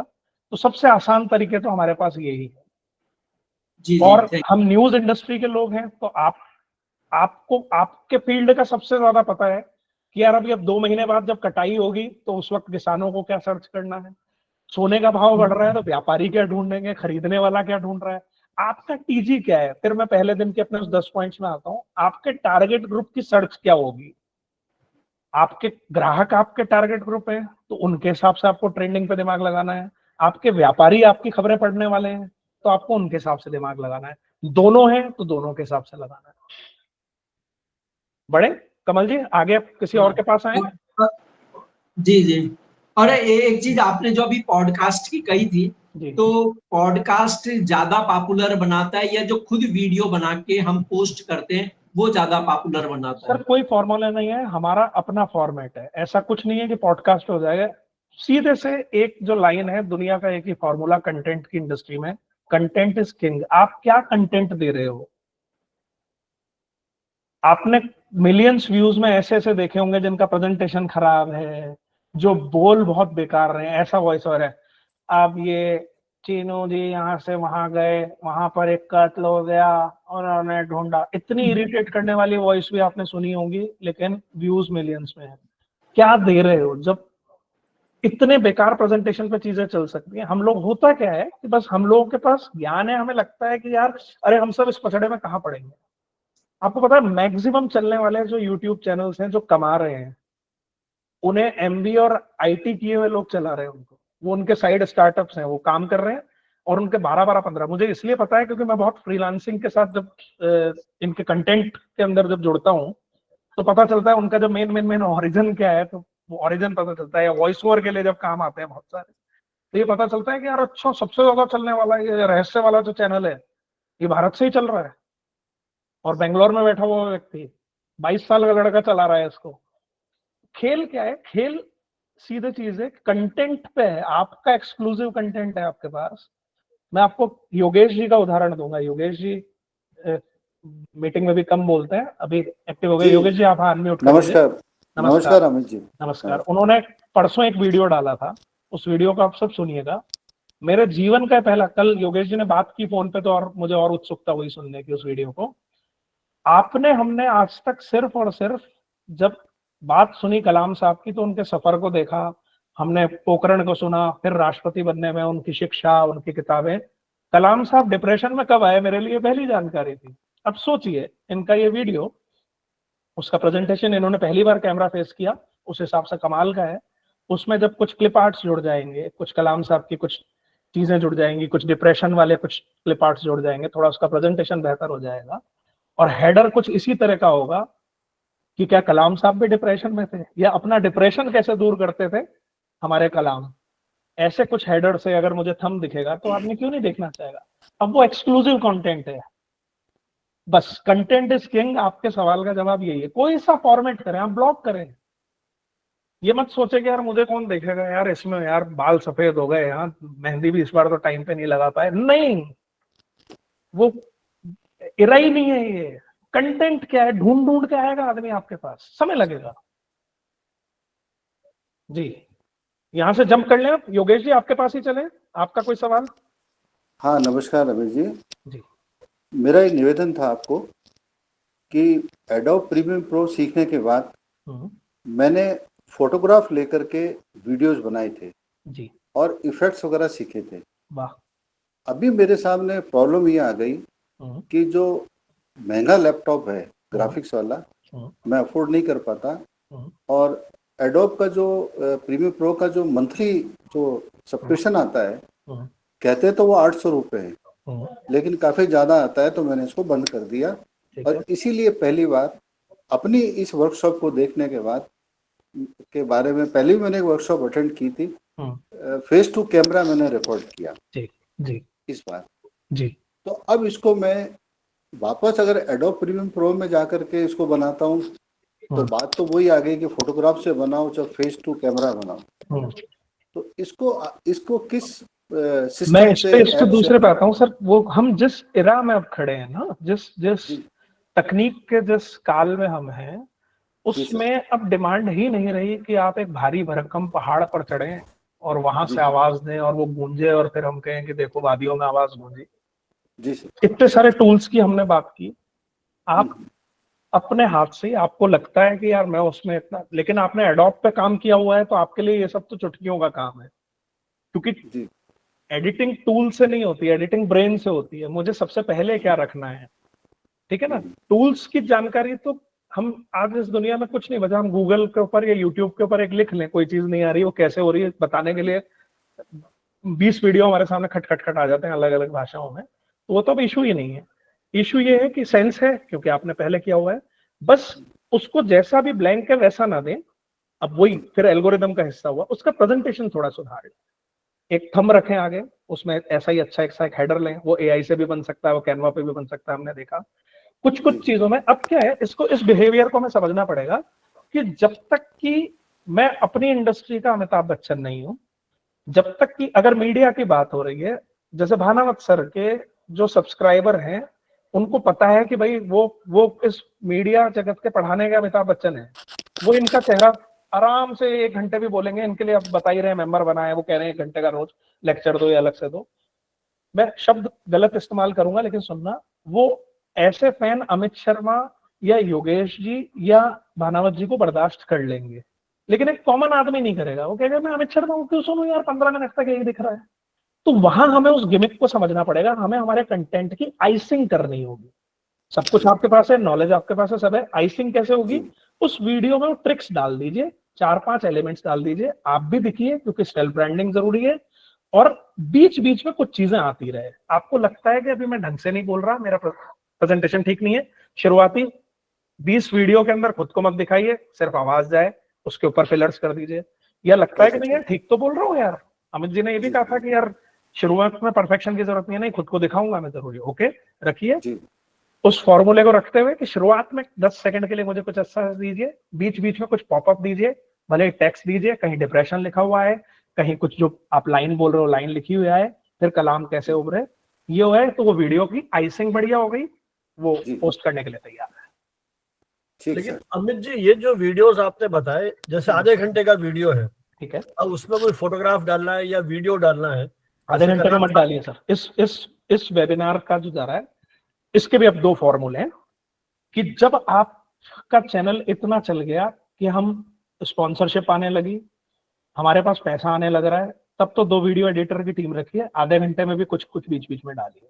वरना अभी जैसे आप ही के वीडियोस की बात करें, आप एआई टूल्स ले रहे हैं, उसके अंदर टाइटल्स भी आ जाते हैं, आप उसका थंब भी दे रहे हैं, इतने बड़े वीडियो में इतने ज्यादा एक्सपेरिमेंट तब तक नहीं हो सकते जब तक कि हम कोई टीवी चैनल नहीं हो। और टीवी चैनल भी क्या करता है, आधे 1-1 घंटे के अंदर डालने में नहीं लगता। अगर मैं ऑफलाइन कराऊंगा तो मेरे को 3 घंटे लग जाएंगे मेरे वीडियो एडिटर्स को सरेंडर कराने में। तो फिर उसका तरीका है, वो तो वही वाला पीसीआर है, पीसीआर से फायर हो रहे हैं, या स्ट्रीम यार्ड है, स्ट्रीम यार्ड से स्लग फायर हो रहे हैं, चलते हैं उसमें वीडियो में। छोटे वीडियोज हम निकाल रहे हैं, अगर आप 3 मिनट का वीडियो डाल रहे हैं, अगर आप 5 मिनट का वीडियो डाल रहे हैं तो उसे कीजिए। ऐसी बातचीत चल रही है तो फिर उसमें बहुत ज्यादा गुंजाइश नहीं होगी। 5 मिनट का इन शॉर्ट पे हो जाएगा एडिट? हाँ क्यों नहीं होगा सर, बिल्कुल हो जाएगा। हाँ आराम से और पूरा एडिट थोड़ी ना करना है, मैं जो कह रहा हूँ, हमें उसमें 5 एलिमेंट डालना है। शुरू के 10 सेकंड को बेहतर बनाना है, फिर बीच बीच में कुछ डालना है। फिर जब हमने देखा, हमने 50 वीडियो में जब ऐसा कर लिया छोटे छोटे में, तो हमारी स्पीड इतनी फास्ट हो जाएगी, चाहे डेस्कटॉप पे हो चाहे हम मोबाइल से कर रहे हो। फिर आपको लगेगा कि यार मैं तो पूरे में डाल देता हूँ, 3 मिनट में तो कर देता हूँ ये काम। कुछ ये एलिमेंट डालने, कुछ पॉपअप डालने, कुछ उसमें एआई टूल है, स्टिकर्स आ गए, हो गया काम। अपना नाम डाल दिया, जिससे बातचीत हो रही है, रेफरेंस आ रहा है, उसकी फोटो डाल दी। पूरे वीडियो के एडिटिंग में इसलिए जरूरत पड़ जाती है कई बार कि जैसे आप बोलते समय कहीं फिल्मिंग हो गई, कभी उबासी आ गई, कभी घर की घंटी बज गई, कभी कोई स्कूटर निकल गया उसकी आवाज आ गई। वो तो सिर्फ ब्लेंडर रिमूव करने वाली चीज, वो एडिट ओवरऑल करना पड़ता है। तो मेरा मतलब था कि इन शॉर्ट में हो जाएगी ये सब चीजें। हाँ हो सकती है सर, हो सकती है, बिल्कुल हो सकती है। बड़े के लिए तो आपको फिर वही सॉफ्टवेयर, हाँ अगर बहुत लेंथ वाले हैं तो फिर प्रोफेशनल, इसलिए कि फिर उसका वो वजन नहीं उठा पाएगा, हमारा फोन कितनी मेमोरी का, उस पर भी डिपेंड करता है। चलिए जंप करते हैं। एक सवाल है अमित जी मेरे पास। जैसे टीटीएस रीडर कल मैं आपने बताया, तो टीटीएस रीडर में मैंने एक स्टोरी पेस्ट करी और उसको MP3 में कन्वर्ट हो गया। ठीक है, अब आप ऐसा कौन सा सॉफ्टवेयर टूल सजेस्ट करेंगे जिसमें मैं वीडियो के साथ इसको मैं मर्ज कर दूं इस MP3? आप जो अपन ने किसी में भी कर सकते हैं। आप इसको कैनवा के ऊपर भी ले सकते हैं, ऑडियो इंपोर्ट हो जाएगा। जो आपने ऑडियो लिया है ना वहां से, तो सिर्फ मैंने InShot का जो API डाला था, या आप उसको डाउनलोड कर लें। किसी InShot का मैक्सिमम लिमिट कितनी बताई थी आपने? नहीं, टाइम लिमिट, टाइम InShot अगर आपको वीडियो एडिट करना है, आपका फोन की मेमोरी अच्छी है तो आप 1 घंटे का वीडियो भी ले सकते हैं उसमें। अच्छा, लेकिन आपको अब आप 1 घंटे के वीडियो की टाइमलाइन को आप हैंडल कितना कर पाते हैं, ये आपके स्किल के ऊपर है। होता है ना मोबाइल को लेकर, और जब उसकी 1 घंटे की टाइमलाइन हो जाएगी तो आपको उसको पूरे को सेट करना, एक्सपोर्ट करना। नहीं, वो मैंने कल देखा इंस्टाग्राम में, सिर्फ 3 वीडियो लिए थे और उसमें टाइमलाइन एडजस्ट करने में बहुत टाइम लगा। हाँ, तो वो शुरू में, इसलिए शुरू में आप क्या करें, छोटे छोटे वीडियो बनाएं, तो उससे क्या होगा, टूल्स पे हाथ बैठ जाता है। जब आप अभी देखें, अभी आपको व्हाट्सएप पे कितना लंबा भी आपको मैसेज भेजना हो, टाइम नहीं लगता ना, हमारी आदत पड़ गई, खट खट खट खट खट लिया, चलते चलते भी कर देते हैं, जिसकी जैसे मतलब जहां बैठा हुआ है। हम लोग क्या होता है, मेरे साथ जैसे है, क्योंकि हम लोग की हिंदी टाइपिंग की आदत है मैक्सिमम, तो मुझे लैपटॉप ही चाहिए होता है काम करने के लिए। हम मोबाइल पे टाइपिंग वगैरह में इतने इजी नहीं हो पाते। जैसे ही जिसपे आपने 15 दिन लगा दिए, तो आप 15 मिनट का भी वीडियो आराम से कर लेंगे। शुरुआत में छोटे छोटे क्लिप्स कर लीजिए रील्स के हिसाब से, तो हाथ बैठ ओके, एक बार एक हाथ क्वेरी और जी, राइट, एक क्वेरी और, जैसे एआई जनरेटेड कोई रिपोर्ट है, लेट अस से एआई जनरेटेड कोई भी कंटेंट है, टेक्स्ट है, ठीक है, अगर वो कंटेंट पब्लिश हो, किस फॉर्म में, that will be in the form text form, ठीक है, तो अगर वो पब्लिकेशन के लिए जा रहा है किसी भी मीडिया में, एआई जनरेटेड कंटेंट है, तो क्या उसमें कोई risk in the sense copyright issue, PR issue वगैरह इसमें पॉसिबल है? क्योंकि अब आप उसका यूज कहाँ कैसे कर रहे हो, आप उसे पब्लिश कर रहे हो अपने नाम से तो बिल्कुल है। जैसे हमने कई एक्सपेरिमेंट अखबारों में ये किए, तो हम तो उसमें हमने क्लिक दिया कि भाई ये जानकारी, जैसे करके किया एक्सपेरिमेंट कि हमने ये एआई से लिखवाई है, तो लिख दिया, तो पता भी है जी। और जैसे हम ही देखें, आप एडिट पेज पे हम तो लोगों के विचार होते हैं, तो वहां भी एक नीचे सेफ साइड लिख देते हैं, ये लेखक का अपना विचार है, क्रेडिट देने चाहिए, अपन दे रहे हैं, एआई को क्रेडिट है। हाँ, तो क्रेडिट दीजिए, तो ठीक है, उसमें क्रेडिट देने के बाद भानुवत सर और अपडेट उसमें करेंगे। ऐसा नहीं हो सकता कि पूरा आर्टिकल एआई से लिखवाया और उस पर नितिन राजवंशी लिख करके आपने मेरे नहीं, ये नहीं सर, वो मॉडिफिकेशन के साथ, गलत है, सेल्फ नाम, हाँ वो नहीं। बल्कि इसमें तो सर कॉपीराइट का इशू है इसमें मैं, हाँ, इसमें सर एक चीज और कहना चाहूंगा कि ना सिर्फ इसका ही, हम कभी भी कहीं किसका भी हम कुछ लिख रहे हैं, जिक्र आया, मतलब मैं आपका ही कोई कोट लिया हुआ कहीं ले रहा हूँ, नहीं पता तो अज्ञात किसी का शेर ले रहे हो, किसी की बताई बात ले रहे हो, किसी का कोट है, हमें उसका सीधे सीधे नाम लेके ही जिक्र देना चाहिए। बेस्ट राइटर, बेस्ट कंटेंट का यही फॉर्मूला होता है। जी, और कोई अपना कंटेंट, अपने चैनल, अपने क्वेरीज के साथ, अपनी पर्सनल ब्रांडिंग के साथ, अपने सवालों के साथ, हाँ, जो भी जिज्ञासा किसी की हो पूछ सकते हैं। ऐश्वर्या जी, हाँ, अमित सर जी, हाँ, सुमन जी, अमित सर, ये मैं जानना चाह रही थी कि हम, आप मैडम अमित ही बोलिए मेरे को, आप नहीं कोई बात नहीं, गुरु होता है वो उसके लिए वो मान्य नहीं रहता। जी, मेरा ये कहना है कि आमतौर पे जैसे भी इसके पहले जो बताया सर ने कि हम लोग जो कंफर्ट, मैं खासकर लैपटॉप पे काम करने में कंफर्ट हूँ, मोबाइल पे मैं ज्यादा काम नहीं कर पाती हूँ, और ये तो जो मैं वीडियो बनाऊं तो उसको एडिटिंग के लिए मैं चाहती हूँ कि मैं लैपटॉप पे एडिट करूं, तो उसके लिए हमारे पास लैपटॉप की क्या मेमोरी, क्या कॉन्फ़िगरेशन होनी चाहिए, और अगर मैं मोबाइल पे करूं तो उसके क्वालिटी, कैमरा और उसकी कॉन्फ़िगरेशन क्या होनी चाहिए, जिससे हम उस पे एडिटिंग भी कर सकें। कोशिश करने पे तो बहुत सारी चीजें हो सकती हैं, तो मैं चाहती हूँ कि पहले तो मैं लैपटॉप से शुरू करूं और उसके बाद में धीरे धीरे मोबाइल पे आऊंगी। जी, ठीक है, अभी आ जाता हूं मैं आपके इस सवाल के ऊपर कि आप अगर लैपटॉप पे सिर्फ और सिर्फ अभी शुरुआत कर रही हैं, अभी आप उस प्रोफेशनल उसमें नहीं पहुंची रहा में कि आपको एक 10 लेयर की टाइमलाइन बनेगी, उसके ऊपर आप कोई ग्राफिक्स डालेंगे, उसके ऊपर ये सब रहेगा, प्रोफेशनल सॉफ्टवेयर आपको जरूरत नहीं है, तो आपका कौन से प्रोसेसर का लैपटॉप है आपका इस वक्त? इंटेल में क्या लिखा हुआ है उस पर? i5, i3, i7, देखिए जहाँ इंटेल कोर लिखा हुआ है उसके नीचे एक पेंटियम इनसाइट करके लिखा हुआ है। कोई दिक्कत नहीं है, पेंटियम भी। अगर उससे जीमीट पे आप जुड़ सकती हैं, जीमीट पे जुड़ी हुई है, मैं तो मोबाइल से जुड़ी, एक बार करके देख लीजिएगा। अगर उसके ब्राउजर में आप जीमीट से जुड़ रही हैं तो आप कैनवा को खोल के आराम से उस पर एडिट भी कर सकती हैं। पर ये याद रखिएगा, कोई पिक्चर को एडिट करना में जितना समय और जितना वो टाइम लेता है, जितना हैंग होता है, उसके बनस्पत वीडियो में ज्यादा हैंग होता है। आप करते कमांड कुछ देते हो और फिर 30 सेकंड वेट करना पड़ेगा। अगर आपके साथ ये होता दिख रहा है तो फिर आपको पेंटियम से आपको अपग्रेड वर्जन पे जाना पड़ेगा। जी। आप एटलीस्ट i5 पे आप जाएंगे तो आपको ये सारी चीजें स्मूथ अच्छा, i5 पे, जी, है ना। लेकिन अभी फिर मेरा ये कहना कि सिर्फ एक वीडियो बनाने के लिए हम सब कुछ बदल दें, जरूरी नहीं है। हाँ, नहीं वो बिल्कुल जरूरत नहीं है, वो जब जरूरत हो तब करें। फोन आपका बेसिक अगर 15 से 20 हजार की रेंज का किसी भी कंपनी का कोई फोन है तो उसमें इतनी रैम इतना होता है कि आप एक ऐप बड़े आराम से उस पर करके चला सकते हैं। ओप्पो का है 8 GB रैम है, आराम से चलेगा, आराम से चलेगा। तो आप जिस पे कॉम्पैक्ट हो दोनों पे करें। वीडियो करते वक्त हम जब प्रोफेशनल सॉफ्टवेयर भी रखते हैं, हम इस वक्त 14th जनरेशन पे काम हो रहा है हमारे पास, जगह जगह अलग अलग मीडिया हाउसेज में 11th जनरेशन 9th जनरेशन पे हिंदुस्तान में काम हो रहे हैं। मोस्टली नए मीडिया ऑर्गेनाइजेशन खुलते हैं, वहाँ 14th जनरेशन भी आपको मिलेगा। उसके बावजूद भी, सब कुछ होने के बावजूद भी सिस्टम हैंग करते हैं, क्योंकि बहुत लेयर्स हो जाती हैं उसके अंदर। जब आधे आधे घंटे के शो बनते हैं, जब एक एक घंटे की डॉक्यूमेंट्रीज बनती हैं, तो उसके बहुत सारे रीजंस हैं।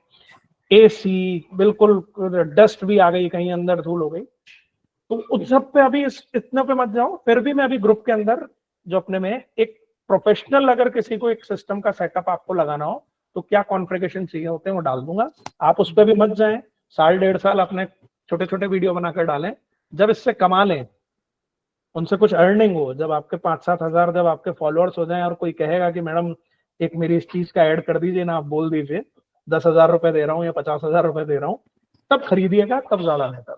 हाँ जी, मैं पॉडकास्ट के लिए मैं सोच रही थी, तो पॉडकास्ट के बारे में मैंने कुछ लोगों से बातचीत की और मैंने जा करके देखा भी, क्योंकि पॉडकास्ट मुझे लगा कि एक काफी अच्छा सुकून भरा ऐसा गपशप है जिसमें बहुत सारी बातें आ जाती हैं जो सारे शायद इंटरव्यूज वगैरह में नहीं आ पाती हैं। हाँ, बहुत आप उसका नाम भी गपशप ही रख सकते हैं।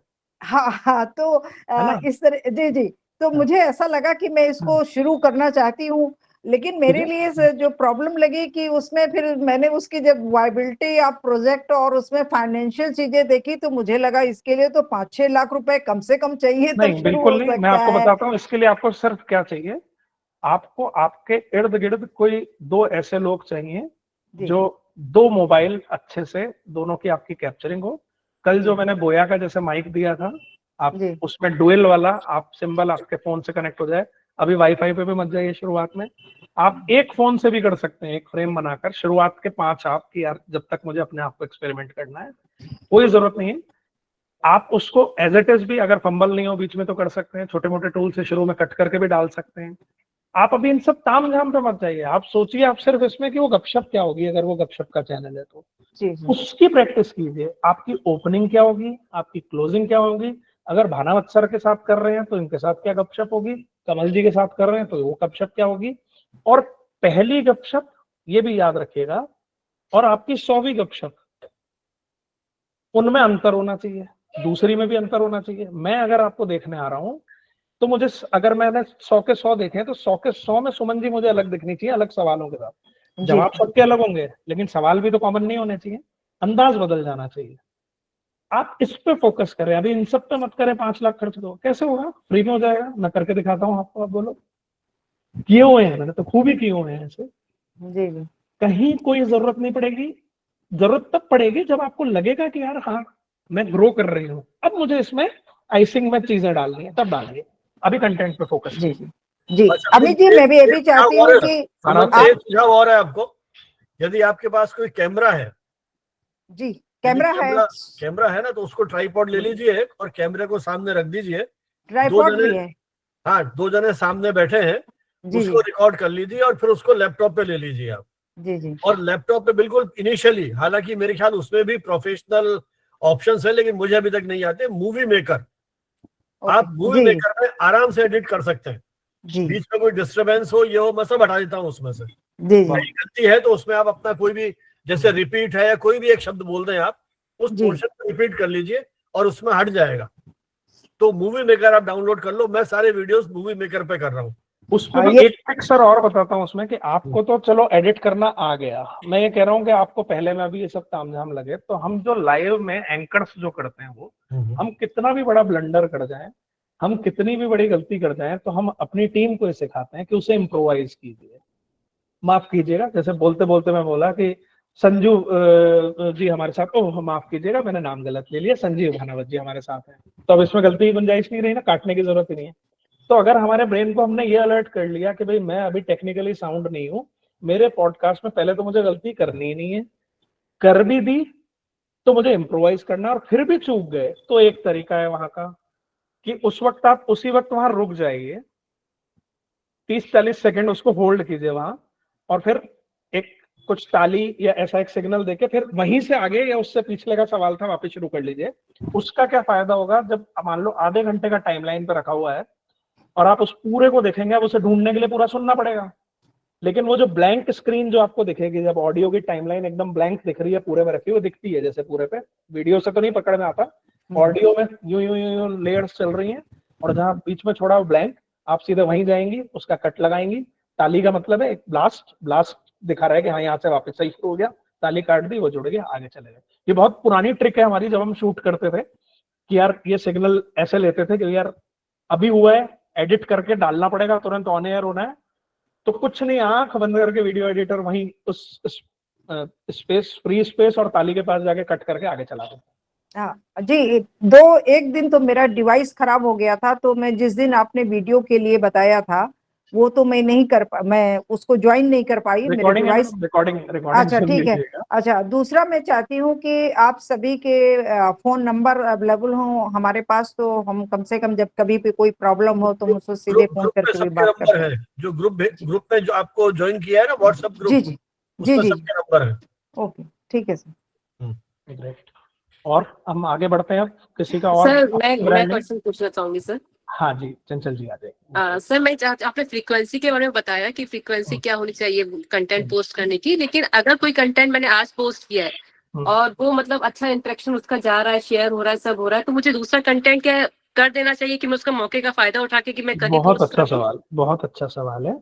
देखिए अब ये फिर वहां, ये हमारा सेल्फ एल्गोरिथम हमने एक बनाया कि हम ऐसे ऐसे से करेंगे, लेकिन हमारा एक कंटेंट चल गया तो रिपीटेशन नहीं हो, वो सेम कंटेंट नहीं हो, लेकिन उसी ट्रेंडिंग के, अब हमने खुद ने ट्रेंडिंग क्रिएट की, मेरी एक कोई चीज चली, अगर हमारे कंटेंट में हमारे पास ऑप्शंस हैं, आप अगर उस पर एक ब्लॉग ही कर सकती हैं, ठीक है, स्टाइल बदल गया, पहला आपने बनाया, जस्ट सपोज मैं एक उदाहरण ले रहा हूं कि आप फूड ब्लॉगर हैं, आपने एक फूड का लिया, आपने देखा कि यार एक छोले कुलचे और उसका आपका वीडियो बहुत बढ़िया चला, आज तो कमाल ही हो गया जो रिस्पॉन्स मिला, 1 घंटे बाद उसी के ऊपर, उस रिस्पॉन्स के ऊपर एक वीडियो बना दीजिए कि दोस्तों कमेंट आए, ऐसा आया वगैरह, उसको तो ट्रेंडिंग को तो जितना बना लेंगे वो बेहतर है, लेकिन उसके चक्कर में आपने तय किया है कि मैं रोज का वीडियो एक डालूंगी, उसके चक्कर में अगले दिन का वीडियो ड्रॉप मत कर देना, ठीक है, वो नेक्स्ट डे की जो शेड्यूलिंग है उसको एक दिन पहले मत लाओ, उसको तभी जाने दो। अगर आपकी ऑडियंस को समझ में आता है कि रोज 4 बजे इनका एक वीडियो मुझे मिलेगा, वो मिलना चाहिए, 3 और डल गए कोई फर्क नहीं पड़ेगा, कम नहीं होना चाहिए उससे, वो हमारी प्लानिंग में रहना चाहिए कि हाँ हफ्ते भर की शेड्यूलिंग है मेरे दिमाग में कि मुझे, मैंने बना के करती जा रही हूँ, या रोज एक आइडिया पे डालो। ठीक है सर, दूसरा क्वेश्चन मेरा ये था कि क्या मतलब दिन का कोई स्पेसिफिक टाइम होता है क्या कि जिस टाइम ऑडियंस ज्यादा सोशल मीडिया पे रहती हो तो उस टाइम हम लोग को कंटेंट डाल देना चाहिए, कुछ 9 to 11 या कुछ ऐसा है इसमें? ये बहुत भयानक डीप अंदर उस वाला सवाल है। न्यूज इंडस्ट्री के लिए तो हम ये मानते हैं कि जिस दिन सरकारी छुट्टियां हैं उस दिन हमारा ट्रैफिक गिरता है, ठीक है, आदमी घर में है, उस दिन आदमी एंटरटेनमेंट पे ज्यादा जाता है, तो इसीलिए आप देखेंगे कि न्यूज के अंदर भी जो एंटरटेनमेंट की खबरें होती हैं वो इस दिन बढ़ा दी जाती है, हम लोगों के ऑफरिंग हम बदलते हैं, तो है मिला जुला पूरा कंटेंट का ही सारा साधन है। सोशल मीडिया पर हम ये माने, सोशल मीडिया से रिलेटेड जो कंटेंट है उसके बहुत ज्यादा हम टाइमिंग ऐसे नहीं कर सकते, क्योंकि एक जमाने तक जब तक नेट के दाम बहुत ज्यादा थे, लोगों के रीच नहीं थे, तब आदमी ऑफिसेस, ऐसे प्रेमाइसेस जहां पर वाईफाई उन्हें मिल रहा है, तब ट्रैफिक का रेंज ज्यादा होता था, ठीक है ना, इन पे आने वाला इंटरेक्शन। अब डिपेंडेंसी इतनी बढ़ गई है कि आदमी ब्रेक लेने के लिए भी फोन हाथ में उठा रहा है, ठीक, फिर भी इसका यूनिवर्सल ये माना जाता है कि अगर आप कोई अच्छा कंटेंट दे रहे हैं, सोबर कंटेंट, तो वो दिन के शुरुआती चंक में दीजिए, उसकी टाइमिंग सुबह 6 से, और अगर आप 11 बजे के बीच में कोई फिक्स करते हैं, ठीक है, वो हो सकती है, लेकिन अब कंटेंट के ऊपर ये बढ़ जाएगा। मेरा कंटेंट तो इतना सूदिंग है, मैं प्लान कर रहा हूं जैसा आरजेस रात के शो में दिया करते हैं कि दोस्तों आज बात हो रही है आपके उन पुराने दिनों की, तो ऐसा कंटेंट सुबह तो चलेगा ही नहीं, धीरे धीरे स्लो, नीलेश मिश्रा टाइप बिल्कुल स्लो स्लो कहानियां, वो आदमी के फ्री मूड का है, वो 9 बजे जब सारा काम खत्म करेगा। तो आपका कंटेंट क्या है, उस कंटेंट के हिसाब से थोड़ा सा हम दिमाग लगाएं। फिर जब जब आपके जहां जहां किस तरह की ऑडियंस आपके पास आ रही है, ठीक, वो आप देख सकते हैं आपके किसी के ऊपर भी, किस देश से आ रही है, किस राज्य से आ रही है, किस उम्र वर्ग की आ रही है। आपका कंटेंट महिलाओं से रिलेटेड ज्यादा है तो आप फोकस करो कि महिलाओं के फ्री रहने का टाइम कौन सा होता है। यार लंच के टाइम पे वो होता है कि भाई यार बच्चों को फ्री किया, स्कूल डेज के टाइम में ये टाइम है, तो जिस कंटेंट से उस कंटेंट के हिसाब से लगाएं। कॉमनली हम न्यूज इंडस्ट्री के अंदर तो ये मानते हैं कि हमारी हर अच्छी खबर हम सुबह 6 से और 11 बजे के बीच में ले आते हैं, प्लान्ड खबरें। रियल टाइम तो जब है तब आएगी, ब्रेकिंग होगी उस वक्त आएगी, रात 3 बजे तब भी देंगे, ये पता है कि इस वक्त देखने वाले कम है, लेकिन हमें सबसे पहले देनी है। तो इस हिसाब से आपको वो अपना एक बिहेवियर बनाना पड़ेगा पोस्ट है। सर एक लास्ट क्वेश्चन आपसे, प्लीज। ये ऐसा क्यों होता है कि हमने कोई कंटेंट पोस्ट किया, शुरुआती 1-2 घंटे में वो एकदम हाई जाता है, उसके बाद एकदम ड्रॉप हो जाता है, तो इसके पीछे भी कुछ काम करता है क्या? इसके पीछे जब तक आपका मतलब आपके पास बहुत ह्यूज जब तक सब्सक्राइबर्स या फॉलोअर्स नहीं है ना, तब तक आपको ऐसी चीजें दिखेंगी, क्योंकि वो करते के साथ मेरे 500 फॉलोअर है, ठीक है, 500 के 500 को वो नहीं दिखाएगा, उसने 300 को दिखाया, 300 ने उसे देखा ही नहीं, स्क्रॉल कर गए, एक्टिव नहीं है, 300 में से 100 ने देखा, अब 100 में से कितने लोग एंगेज हुए, ठीक है, रीच अलग है, एंगेजमेंट अलग है, इंटरेक्शन अलग है, फिर मैंने लाइक किया कि मैंने कमेंट किया, मैंने पूरा देखा कि मैंने आधा देखा, तो जब तक ये नंबर संख्या कम है तब तक आपको है। अभी इसलिए मैं इस चीज में हमेशा कहता हूं कि जब तक आप बिगनर्स हैं, जब तक आपके कम से कम आप 5000 सब्सक्राइबर 5000 फॉलोअर्स ना कर लें, तब तक आप किसी लाइक, किसी नंबर, किसी कमेंट की संख्या को देखो ही। आप बोलो सिर्फ मैं ही देखती हूँ, मेरे लिए बना रही हूँ, किसी और के लिए बनाना है, वो क्या डिप्रेशन लाता है, और यार उसके तो इतने चल रहे हैं मेरे इतने नहीं, वो हमें डिमोरलाइज होना ही नहीं है, तो मेरे लिए बना रहा हूँ। जैसे सर ने, भानावत सर ने बता दिया कि उनका कंटेंट यार सब लोग तो नहीं देखेंगे, मीडिया से जुड़े ही लोग देखेंगे, तो सीमित है, तो तय रखना पड़ेगा ना, हाँ यार इतना नंबर नहीं आएगा यार, मैं और नहीं है, तो फिर हमें हमारा कंटेंट बदलना है, अगर हमें उस एरा में जाना है, ऐसा कंटेंट जैसे लोग बहुत देखते हैं उस पर जाना पड़ेगा। Okay, thank you. एक सवाल आप सभी लोगों से पूछता हूँ कि सबसे ज्यादा क्या कंटेंट देखा जाता है? सर मेरे ख्याल से तो एंटरटेनिंग कंटेंट, फनी कंटेंट ही देखा जाता है। फनी कंटेंट, ठीक है। Nitin ji? Related to films and music. Okay. Suman ji, आप बताना चाहेंगे? ट्रैवल का कंटेंट बहुत देखा जा रहा है आज डेट में। ठीक है सर, मेरे ख्याल से सभी लोग अपने फील्ड से रिलेटेड चीजें देखना ज्यादा पसंद करते हैं। मुझे लगता है जो क्रिटिकल चीजें होती हैं, क्योंकि मैं तो न्यूज मीडिया से हूँ, तो मैं देखती हूँ कि जो बहुत सपाट ढंग से चीजें कही जाती हैं उस पर ज्यादा नहीं, लेकिन जो क्रिटिकल होती है इस पार या उस पार, उसको ज्यादा लोग पसंद करते हैं, मुझे ऐसा लगता है। अब आप लोग कमेंट बॉक्स में प्रवीण सुल्ताना जी का कमेंट पढ़िए एक बार। आप गलत नहीं है प्रवीण जी, आप बिल्कुल सही कह रही हैं। सबसे ज्यादा वीडियो जब ईयर एंड पे जब इसकी रिपोर्ट्स आती हैं, सबसे ज्यादा कुकरी शोज देखे जाते हैं, लोग क्या पकाऊं कैसे पकाऊं, ये सबसे ज्यादा चलने वाले वीडियोस हैं। और अगर किसी को लग रहा है कि मुझे श्योर गारंटी, मतलब मुझे सोबर कंटेंट भी बनाना है, मुझे उस एंटरटेनमेंट की उस हे गाइस एंड उस टाइप का नहीं जाना, तो ये एरा वो है।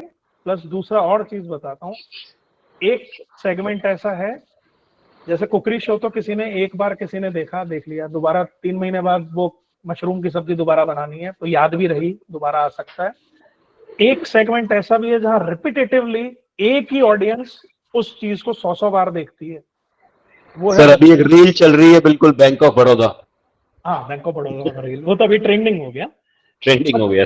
बच्चों से रिलेटेड जितने कंटेंट है, ठीक है, वो मतलब एक यूजर, उसके एनालिटिक्स पे जब हम जाएंगे किसी भी प्लेटफॉर्म पे हो, अगर छोटा भीम के यूजर्स को आप देखेंगे, उनके मिलियंस में एक वीडियो के व्यू हैं, तो पता चलेगा एक ही यूजर ने 600 बार वो वीडियो देखा है, क्योंकि बच्चे को जो पता चल गया, वो अगर चाहे वो चम्मच से खाने वाला है, चाहे खुद के हाथ से अगर वो देखता हुआ है, तो वो उसी वीडियो की डिमांड करता है, खुद ढूंढ के थंबनेल देख के खुद वही लगाता है, और उसी वीडियो को एक एक वीडियो हजार बार भी एक ही यूजर का देखा जाता है।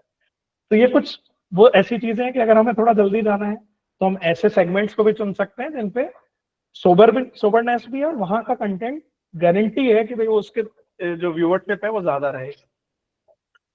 अच्छा अमित जी, एक आपने बात कही कि 1000 बार देखा एक ही वीडियो को, इसकी भी कोई इकोनॉमिक्स है क्या कि मैं घर के जितने मेंबर्स हैं सबके पास मोबाइल फोन है और उन पे उनके यूट्यूब खोल करके दिन भर वीडियो चलाता रहूं, एक ही वीडियो को 4-4, 5-5, 6-6 बार, तो क्या कोई ट्रैक करता है ये सेम आपके जो? सर होता है, देखिए ये इंडिविजुअल, आप एक घर, अब इसमें क्या है, घर के साथ आपका वाईफाई कनेक्शन भी जुड़ रहा है, आपकी लोकेशन भी ट्रेस हो रही है, तो एक घर के 5 डिवाइस से कोई फर्क नहीं पड़ता है एल्गोरिथम के ऊपर। लेकिन यही जब मैनिपुलेशन की चीज होती है और सिस्टम जनरेटेड, ये भी पूरा एक ये डार्क वेब है, ये भी पूरा एक तरीके का सिस्टम जनरेटेड व्यूज लाए जाते हैं, उनकी ट्रैकिंग होती है और वो चैनल गिराए जाते हैं जब कोई एजेंडा चलाया जाए। अब आपके बनाए वीडियो को 100 लोगों को बैठा के आप पैसे भी दे रहे हो, मैं तो कह रहा हूँ उस पे हो जाए, उस एल्गोरिथम पे कोई फर्क नहीं पड़ेगा, क्योंकि आप ज्यादा से ज्यादा 1 मिलियन व्यू ले लोगे, उसकी इतनी व्यूवरशिप ही नहीं है। लेकिन आप किसी गवर्नमेंट के खिलाफ एजेंडा चला रहे हो, किसी भी कहीं भी कोई ऐसी चीज होगी, सिर्फ गवर्नमेंट ही नहीं, कोई एक एजेंडा के तहत उस काम को कर रहे हो, तो आपका खर्चा या आपका वो ब्रेन लाखों कंप्यूटर्स पे जाएगा कि वो एक ही तरीके से मशीन, तो उसकी ट्रैकिंग होती है और उन चैनल्स को गिराया जाता है, उनकी रीच गिराई जाती है, जब तक कि चैनल ही वो प्लेटफॉर्म ही ये नहीं कर रहा हो कि हाँ मैं उस एजेंडे में शामिल हूँ। ये भी होता है। तो ये जो एंटी एस्टेब्लिशमेंट चैनल्स हैं, जैसे कुछ नाम लिए अपन ने, तो इनके तो मिलियन से व्यूज आ रहे हैं। ये भी एजेंडा के तहत एक जो इन पर आरोप लगाएगा, एक पक्ष वो कहेगा ही कि ये, लेकिन उनके तो कम नहीं हो रहे हैं, उनके तो चैनल पे चैनल खुलते जा रहे हैं और मिलियंस में उनके हैं। वो होता है सर, एक दिन अचानक आता है, आपको पता चलता है, एकदम से हजारों लाखों चैनल्स को एक दिन बंद कर दिया जाता है। तो वो क्या है, कह रहा हूँ ना, कई बार बर्दाश्त इसलिए भी किया जाता है कि उनके उस एजेंडे से दूसरी तरह के फायदे हो रहे होते हैं। कोई ऐसे एग्जांपल याद आ रहे हैं आपको कि जिनके मिलियंस फॉलोवर्स और वो चैनल एकदम खत्म हो गया हो? जैसे अखबार तो बहुत सारे हैं जो बंद हो गए। हाँ अखबार भी है, नहीं चैनल।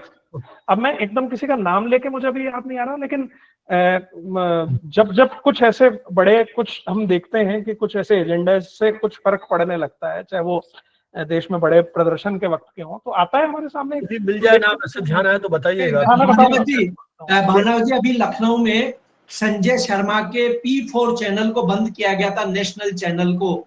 उन्होंने सुप्रीम कोर्ट में लड़ाई लड़ी और सरकार को उनका चैनल बहाल करना पड़ा। तो हमेशा गवर्नमेंट अगेंस्ट रहते हैं, लेकिन और उनके जो प्रादेशिक चैनल हैं उनको बंद नहीं किया गया था, उनका अखबार भी। और मेरे ख्याल से भारत में जितने भी लोग यूट्यूब चलाते हैं, सबसे अधिक अर्निंग और सबसे अधिक सब्सक्राइबर हर चीज में संजय शर्मा इस समय नंबर 1 है, मतलब इंडिविजुअली पर्सन्स में। वो मैं कई बार हेडिंग्स देखता हूँ, सब बड़े विचित्र और उस तरह के लगते हैं मुझे, तो उनके वही जो क्लिकबेट हो रही थी ना, अब उनको सुनोगे तो वो चीज है ही नहीं उसमें। ये मैंने कुछ फील किया है, तो मैं तो बहुत ज्यादा उत्साहित नहीं होता हूँ देखने के लिए। तो सर फिर आप जैसा यूजर वापस नहीं जाएगा वहाँ।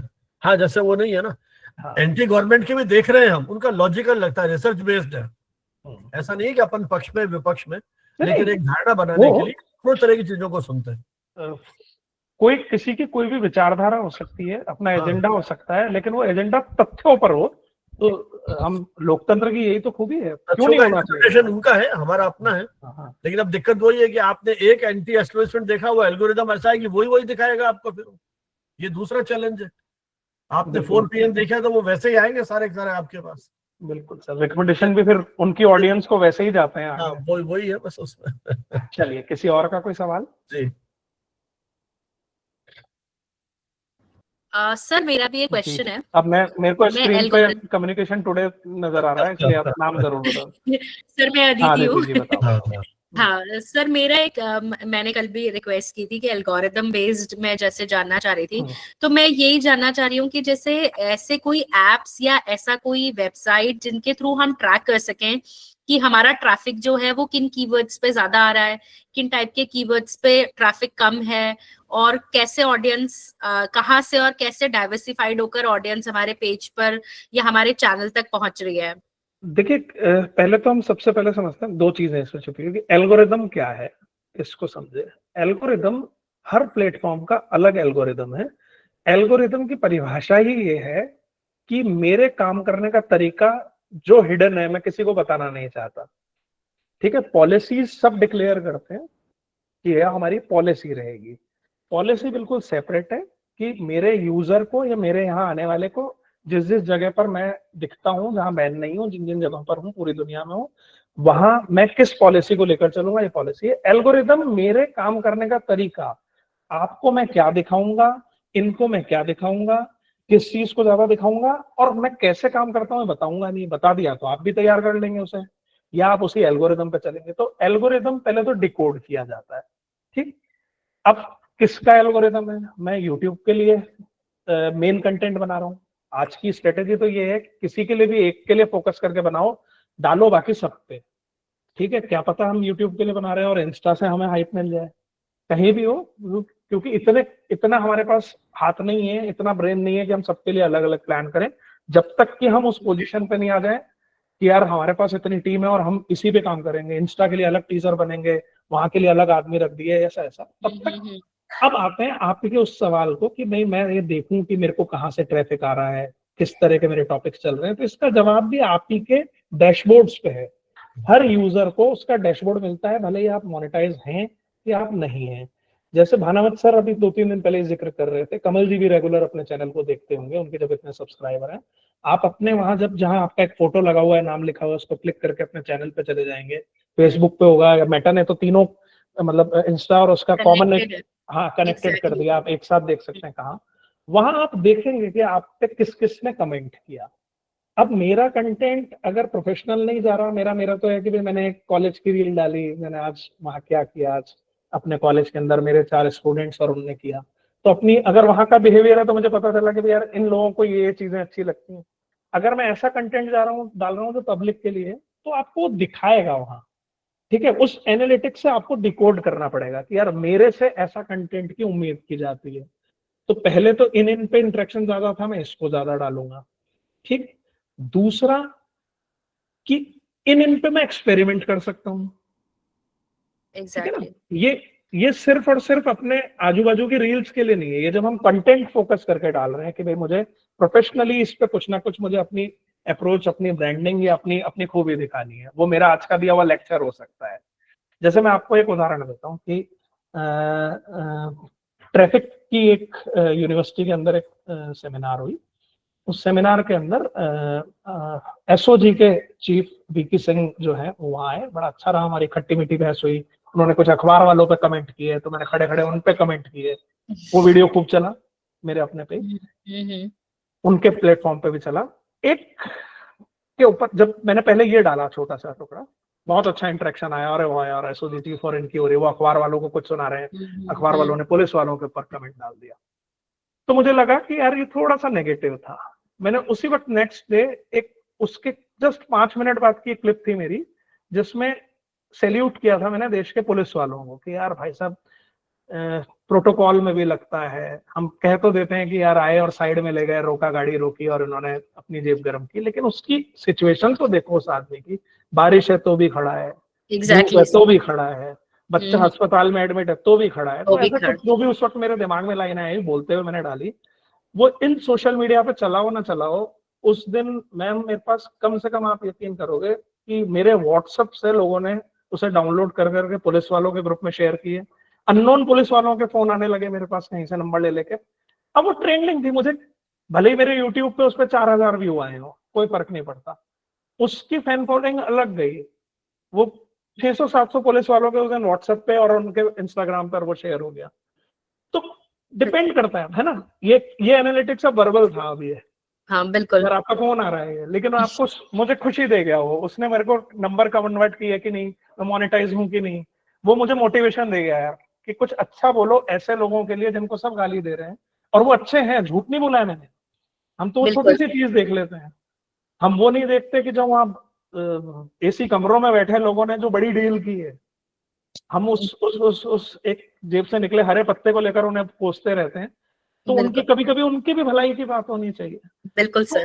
तो इस तरह से हमें छोटी छोटी चीजें डिकोड, ये भी कंटेंट को डिकोड करना ही है। अब ये मुझे बता रहा है कि मुझे इसी तरह का कंटेंट करना है, तो भाई 4 बुरी चीजें भी दिखा रहे हो, जब अच्छी चीज करें कोई ये लोग, इस महकमे के लोग, कोई टीचर, कोई एक बिरला, जैसे आप देखते हैं कई बार आजकल तो नो नेगेटिव का भी दौर चल रहा है, अखबारों पर आरोप लगता रहा है, मीडिया पे नेगेटिव भी दिखाते हैं, अच्छी भी दिखाने लगे और अप्रिशिएट किया जाता है उन्हें। तो अब ये डिकोड किया आपने, ये एल्गोरिदम है यार, अच्छी चीजें दिखाओ, गलत सब दिखा रहे हैं, मैं अच्छी दिखाती हूँ, आएगी ऑडियंस आपको। सर और एक चीज और, जी जी हाँ, यहाँ पर क्या कमेंट्स, एक पोस्ट पे कमेंट्स भी उसकी ऑथेंटिसिटी को इंक्रीज करता है? कितने उस पे कमेंट्स आ रहे हैं? हाँ मैडम, ये एंगेजमेंट में काउंट होता है ये, है ना, कि आपको कितना आपको एंगेजमेंट मिला। अगर कोई आपकी पोस्ट पे आके कमेंट करके जा रहा है, तो आप ये माने कि उसने आपके उस कंटेंट को कंज्यूम किया है उसने, भले वो ये भी लिख रहा है कि भैया यार ये क्या बकवास है, फिर भी वो समय दे रहा है। देखो उसने एक एफर्ट किया, इसको ऐसे ही समझो, कनेक्ट किया पोस्ट के साथ, कनेक्ट किया, वो आपकी रीच को बढ़ाता है, वो इस एल्गोरिदम में वो चीज शामिल होती है। इसीलिए हम बेहतर सलाह इसके अंदर ये देते हैं कि कभी आपको कोई कमेंट करे तो वो आपके लिए, जैसे कहते हैं ना, ग्राहक दुकानदार के लिए माई बाप है, मुस्कुरा के उसका करें। कंटेंट इंडस्ट्री में है तो आप सोशल मीडिया पे आने वाले कमेंट को रिस्पॉन्स जरूर कीजिए, उसे लाइक कीजिए। बहुत बड़े सेलिब्रिटी हो गए तब की बात अलग है, मैं तो कहता हूँ तब भी उन्हें आदमी रख देना चाहिए। उस आदमी के लिए तो कितनी बड़ी बात होगी कि एक सेलिब्रिटी ने यार मेरे को लाइक ही किया, वो उसको स्क्रीनशॉट लेके अपने सोशल मीडिया पे शेयर कर देता है।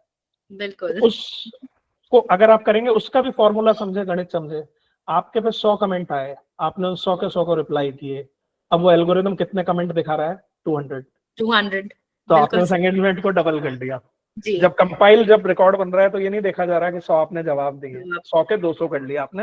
इस ट्रिक को हमेशा याद रखिएगा सभी लोग कि अपने आने वाला वो माई भाई ग्राहक है, वो उसका सम्मान होना चाहिए। अमित जी, वो एल्गोरिदम ये तय नहीं कर पाता है कि कितने ओरिजिनल कमेंट है, कितने रिप्लाई है? सर वो मशीन सब करती है, ठीक है, लेकिन एंगेजमेंट में तो काउंट हो रहा है ना हमारा।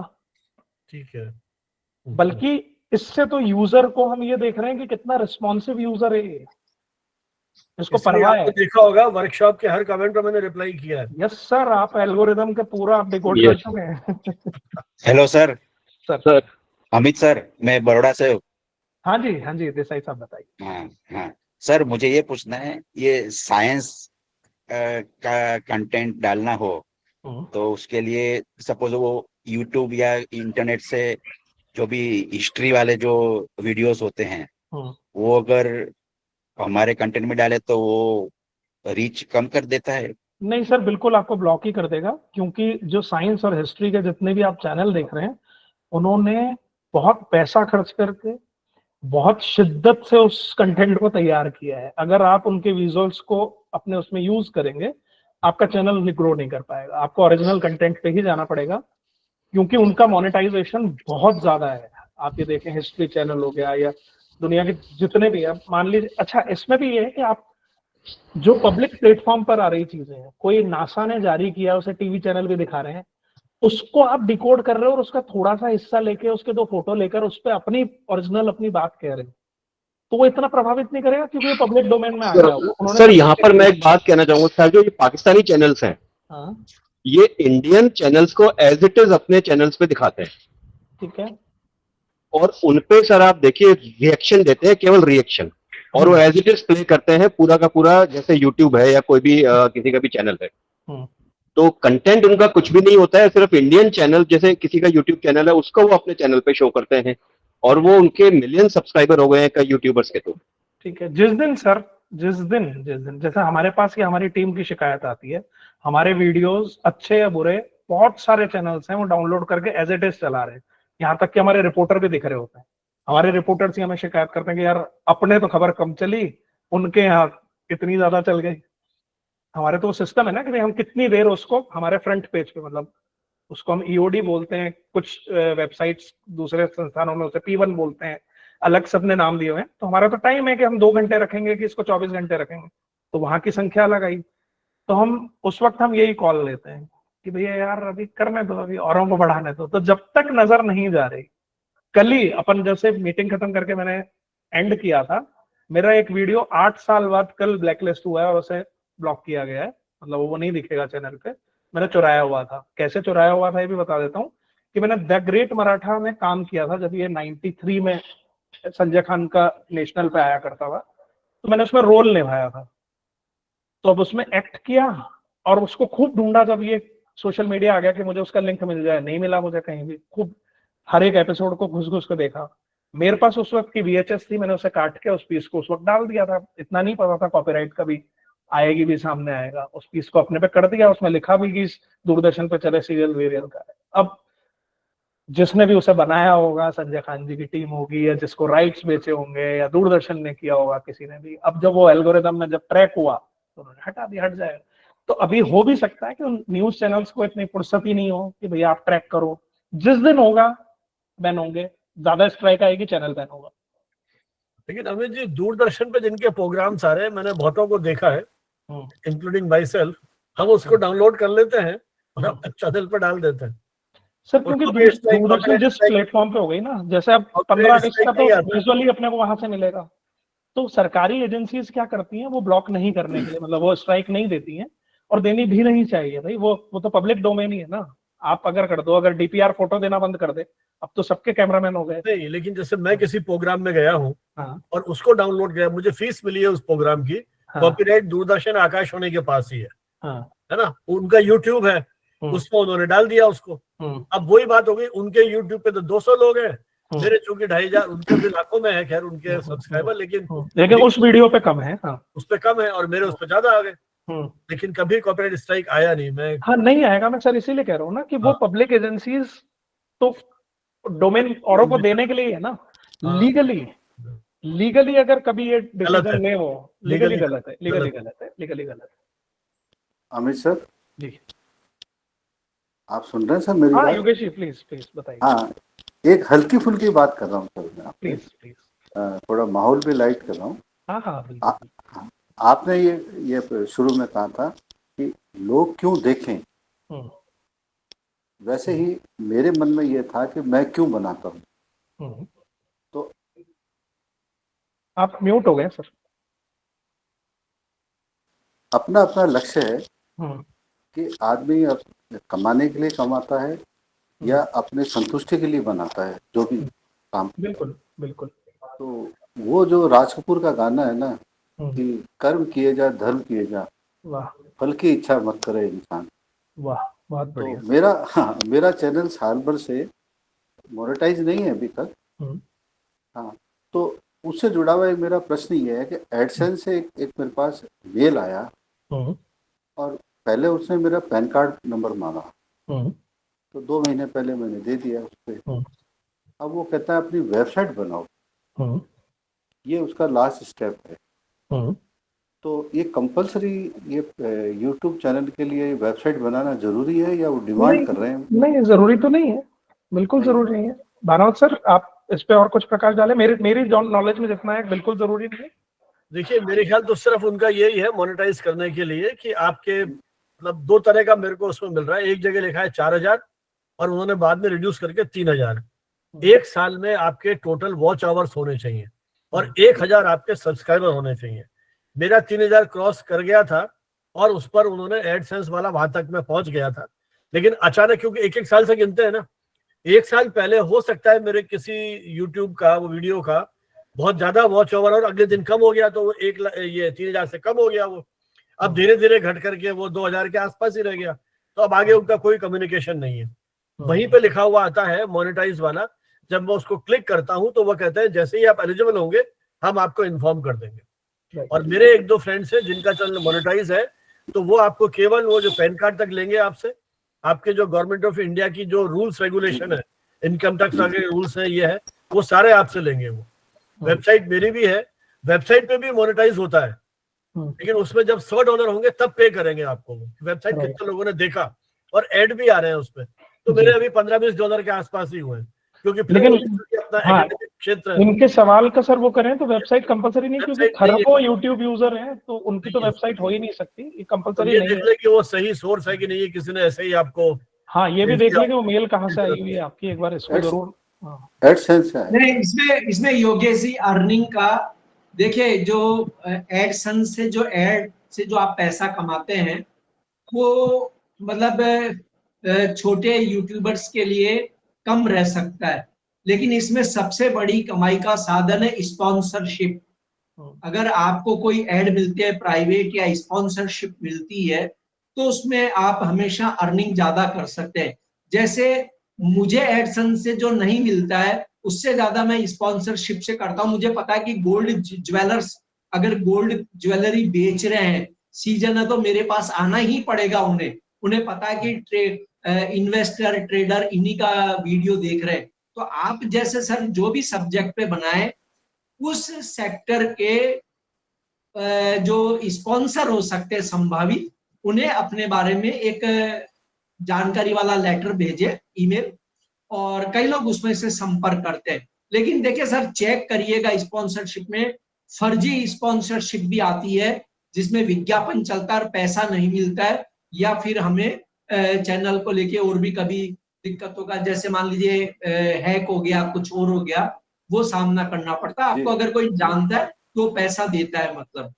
और दूसरा तरीका एक और आता है कि कई लोग, जैसे आपका कोई स्पेसिफिक सब्जेक्ट पे है तो कंपनियां खुद भी संपर्क करती है कि हमारे लिए आप मतलब ऐड नहीं, हमारा एक छोटा सा इंटरव्यू डाल दीजिए, मैं आपको दूंगा। जैसे मैंने देश के कुछ स्टॉक एक्सचेंज के किए थे इंटरव्यू, तो उन्होंने मुझे पैसा दिया था, लेकिन कि 5 मिनट का हम इतना पैसा देंगे, आप इस सब्जेक्ट पे हमारे लिए इंटरव्यू कर दीजिए, जिनको ट्रेडर देखेंगे। तो सर वो होता है, मतलब ऐसा नहीं वो होगा तभी जब हम उस स्टेज पे पहुंचेंगे, जब आपके इतने सब्सक्राइबर होंगे, आपके वॉच ओवर्स होंगे, आपका रेस्पॉन्स होगा, तभी पैसा देगा। नहीं सर, देखो क्या कि व्यूज तो आपको दो तरह से मिलते हैं। एक तो आपके जो सब्सक्राइबर है उनके व्यूज हमेशा कम रहते हैं, लेकिन आउटसाइड जो होते हैं, आउटसाइड वालों के व्यूज हमेशा आपको ज्यादा मिलेंगे। अगर आप YT स्टूडियो में जाकर के अपना ऑडियंस चेक करेंगे तो आपको पता लगेगा कि मेरे YouTube के बाहर वाले ज्यादा देख रहे हैं और मेरे सब्सक्राइबर कम देख रहे हैं। पर सर मतलब मिलता है, ऐसा नहीं कि तो है, लेकिन जयपुर के जैसे कैलाश मीणा है, मैं आपको सर एक उदाहरण बताऊं, जयपुर का कैलाश मीणा है, वो स्टेट बैंक ऑफ बड़ौदा या स्टेट बैंक किसी में जॉब करता था, जॉब छोड़ करके ब्लॉगर बना, लेकिन उसे बहुत स्पॉन्सरशिप मिलती है। मैंने खुद अप्रोच किया था कि मेरे चैनल के लिए भी आप अपना ऐड ले लीजिए और मतलब जो पैसा होगा मैं पे करूंगा, आप चलाइए। सर ऐसे उनको भी पैसा मिलता ना, तभी वो जाते हैं बाहर और जॉब। लगभग आप इस पूरी चीज का यही इस पे कंक्लूजन करते हैं कि आप जब उस चीज पे करने लगेंगे, सब्सक्राइबर भी बढ़ेंगे, फॉलोअर्स बढ़ेंगे, पैसे की बात है तो हर तरह से होगा। मतलब थोड़ा पेशेंस रखिए, ढूंढ के आदमी आएंगे। और योगेश जी के सवाल का जवाब तो मैं यहाँ उसको कंक्लूड करूं उसी चीज को कि वेबसाइट जरूरी नहीं होती। एक बार दोबारा से अपने को उसको उनको कुछ रिप्लाई बैक या करने की जरूरत है, अगर ऐसा उन्होंने कंडीशन रखी है। जी सर। कोई और सवाल किसी का? योगेश जी अगली मेल कमल जी को भेज रहे हैं अपन दोनों ही स्पॉन्सरशिप के लिए। सर मेरा जो सब्जेक्ट है वो बहुत अलग तरह का है और खुद का बनाया हुआ है, तो मैं तो उसी में काम करता हूँ कि जो मुझे अच्छा लगता है, मेरा पैशन है। आपका सब्जेक्ट क्या सर, थोड़ा सा वापस बता दें। निराशा से उभरना।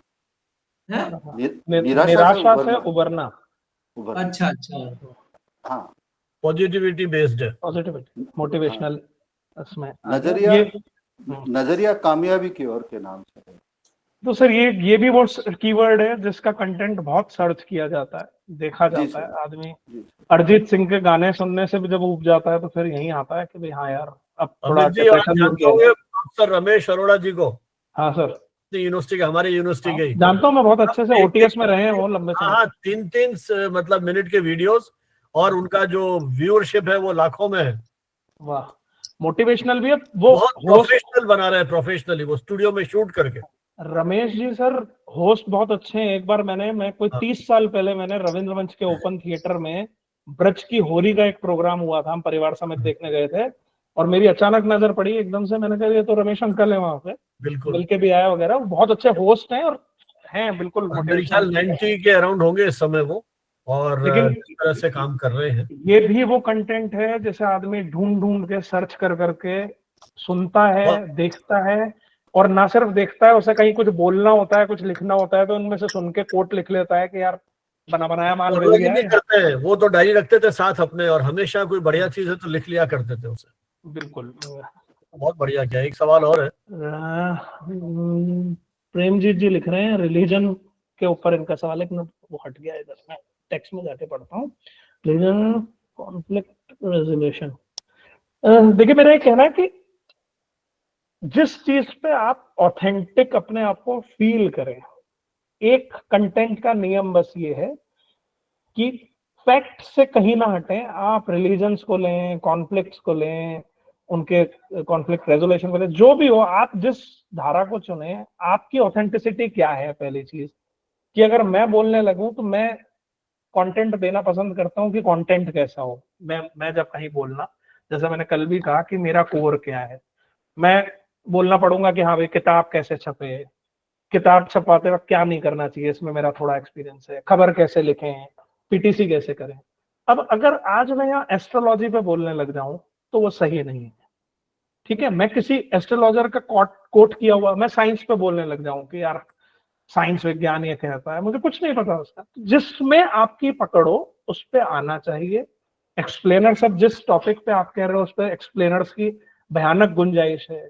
क्या क्या क्या भ्रांतियां फैल रही हैं, लोग किस तरीके से लेते हैं रिलीजन को लेके तो एक, लेकिन उसमें आप ये भी तैयार रहिएगा कि एक बड़ी कम्युनिटी नाराज भी होती है, तो इसलिए फैक्ट भी बहुत समझदारी के साथ शेयर करने चाहिए, वरना अलग तरह की दिक्कतें होती हैं। कोई दुनिया का कोई टॉपिक खराब नहीं है। आप, मैं तो ये कह रहा हूं कि आप किसी वर्ष से वर्ष चीज को पकड़िए। हम यहाँ हैं, अगर हम यहाँ उस ऐसे कंटेंट की ही बात करने लगे जो नहीं देखा जाना चाहिए, तो वो भी अपने आप में कंटेंट है कि उसके नुकसान क्या है। आप उसे ना दिखाते हुए भी उसकी बात कर सकते हैं, उनकी कोई बात नहीं करता उन तरह की चीजों। तो कोई भी चीज प्रोहिबिटेड नहीं है, हमें अपना रास्ता चुनना है, लेकिन हमारी ऑथेंटिसिटी क्या है, मैं किस हक से बोल रहा हूँ वो बात, मेरा जिस चीज पे अनुभव हो, मेरे पास जिसके एक्सपर्ट्स हो, जिस पे मैं डिस्कशन कर सकता हूँ, उस चीज में हमें अपने कंटेंट को लेकर जाना चाहिए। वरना एंटरटेनमेंट का रास्ता खुला हुआ है, चलो फिर तो कोई भी बोल दो। उसमें भी मेरे को लगता है उसमें भी ऑथेंटिसिटी की जरूरत है, भाई आप किस हैसियत से उस बात को कहने आ रहे हो। भानावत सर कुछ कहना चाह रहे हैं?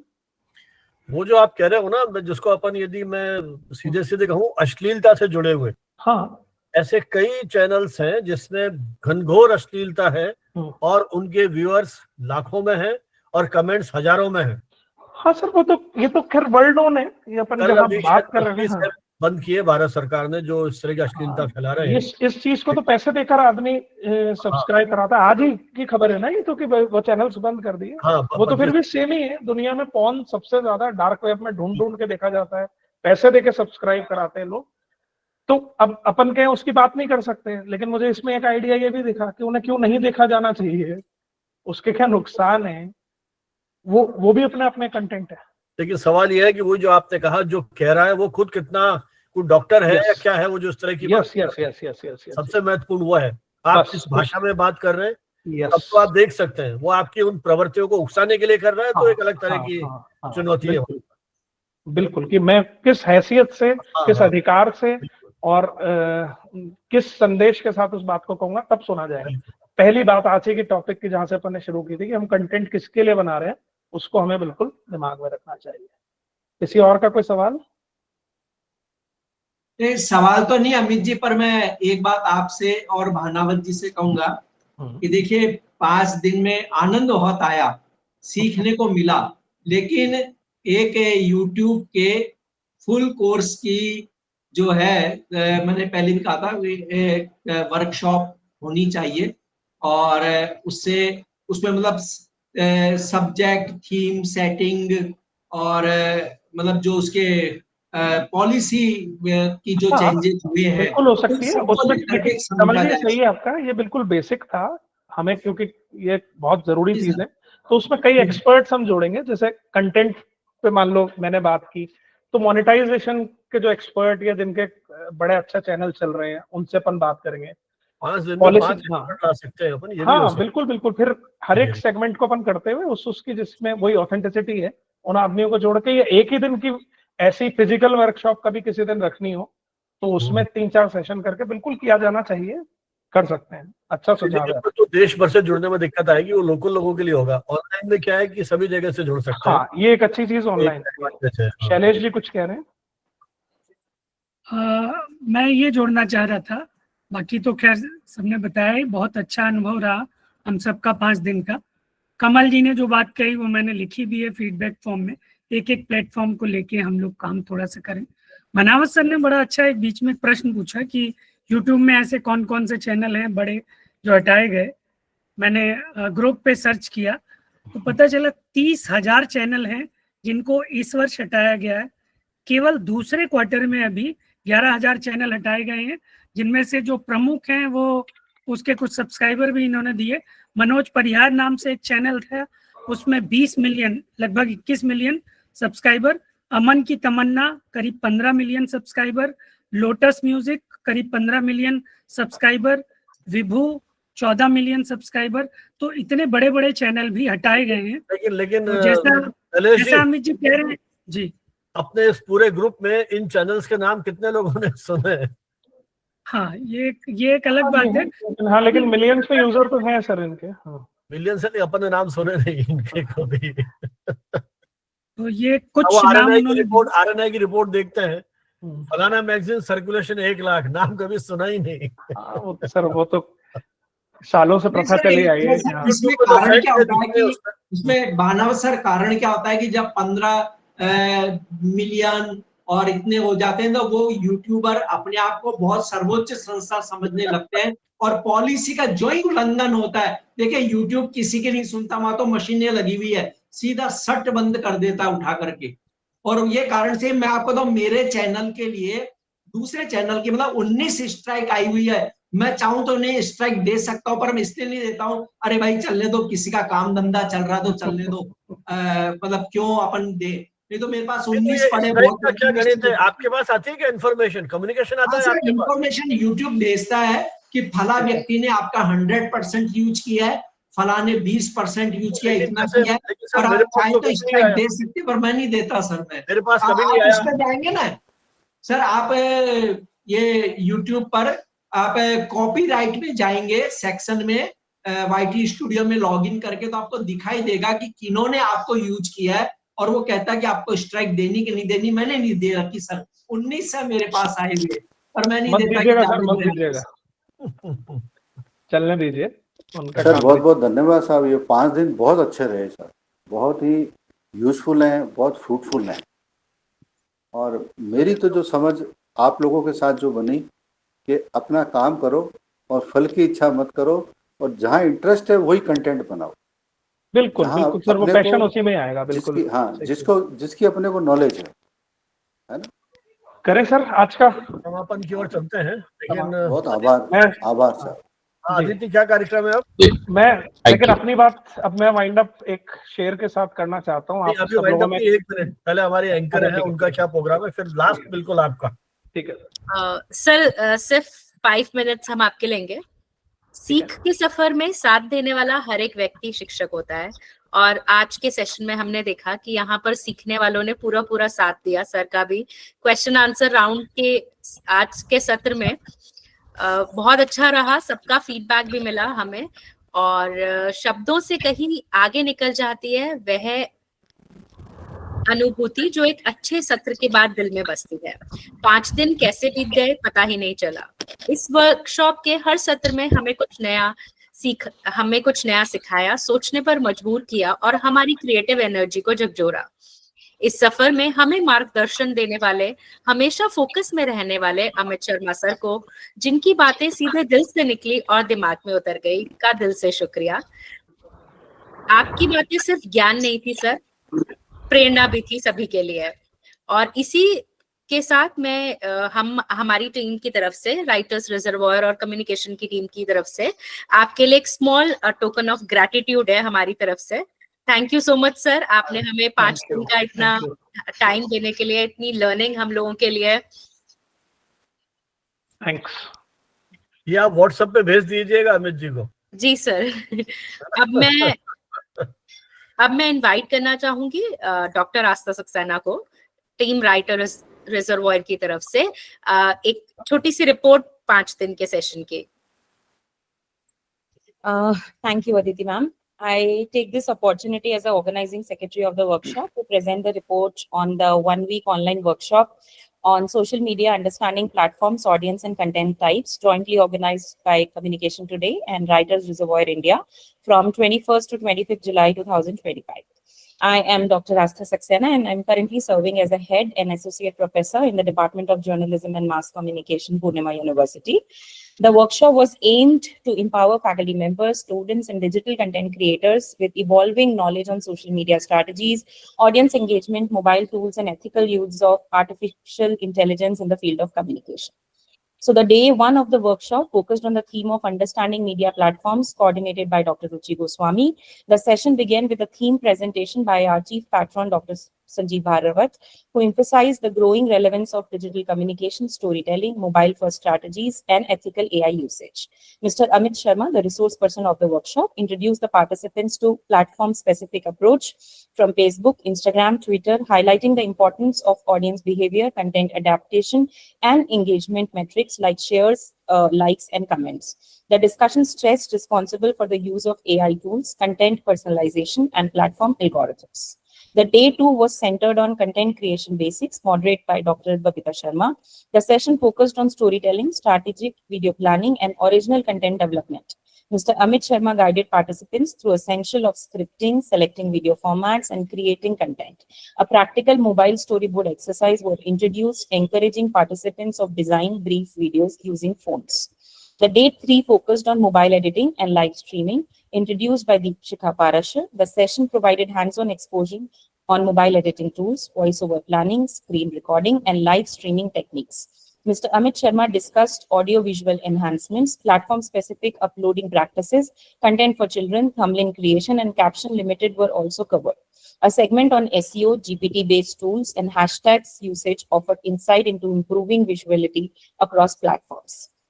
National Broadcasting Day, that was on 23rd July, was also encouraged during the session, adding a historical touch to the workshop.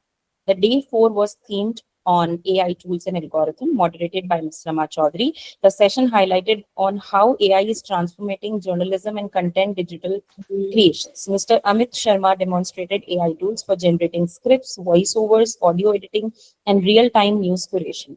Participants, including senior media educators and professionals, engaged in vibrant discussions, contributing rich perspectives on responsible use of AI.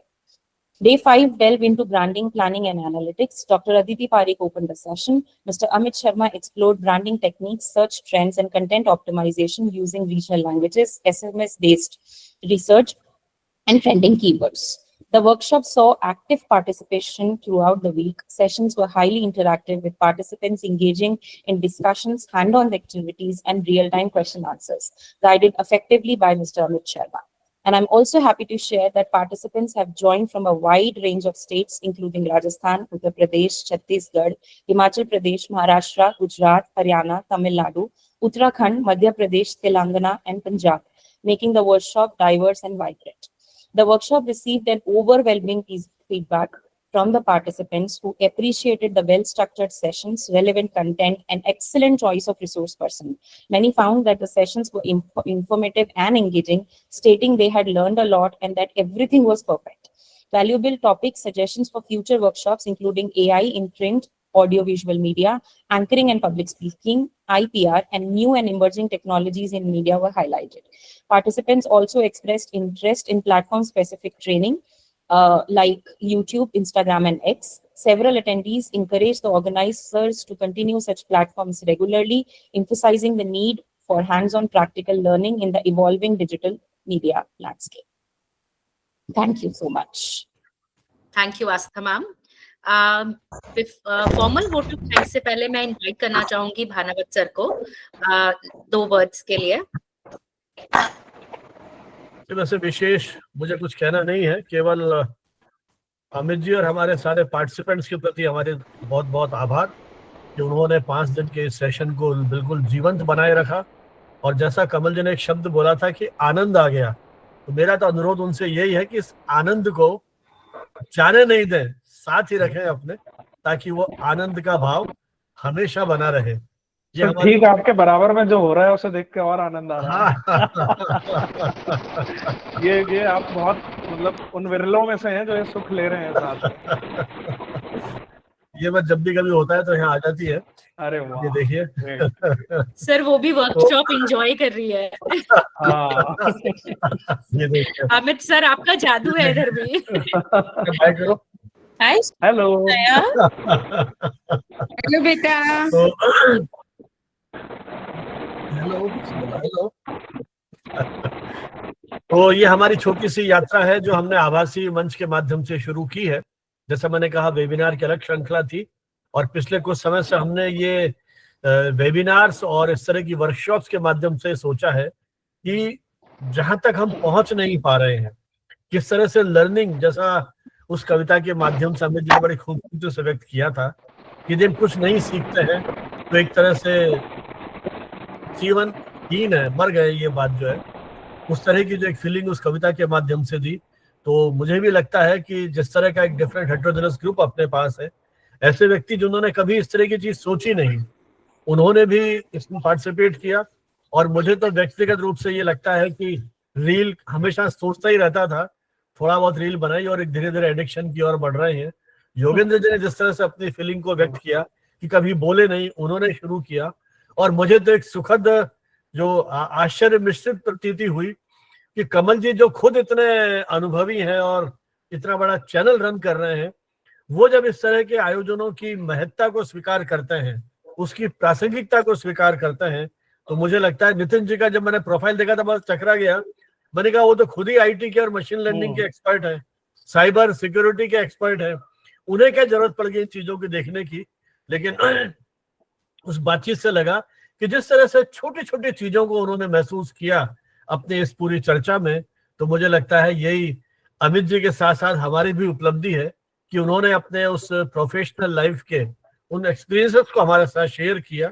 और ज्ञान की यात्रा तो ये तो एक जीवन के अंतिम सांस तक चलती रहती है, तो हम सब मिलकर के सीखने की और इस विचार यात्रा में जिस तरह से हमने अपनी आहुति दी है, तो मुझे लगता है कहीं ये समाज को दिशा बोध दे पाएगा।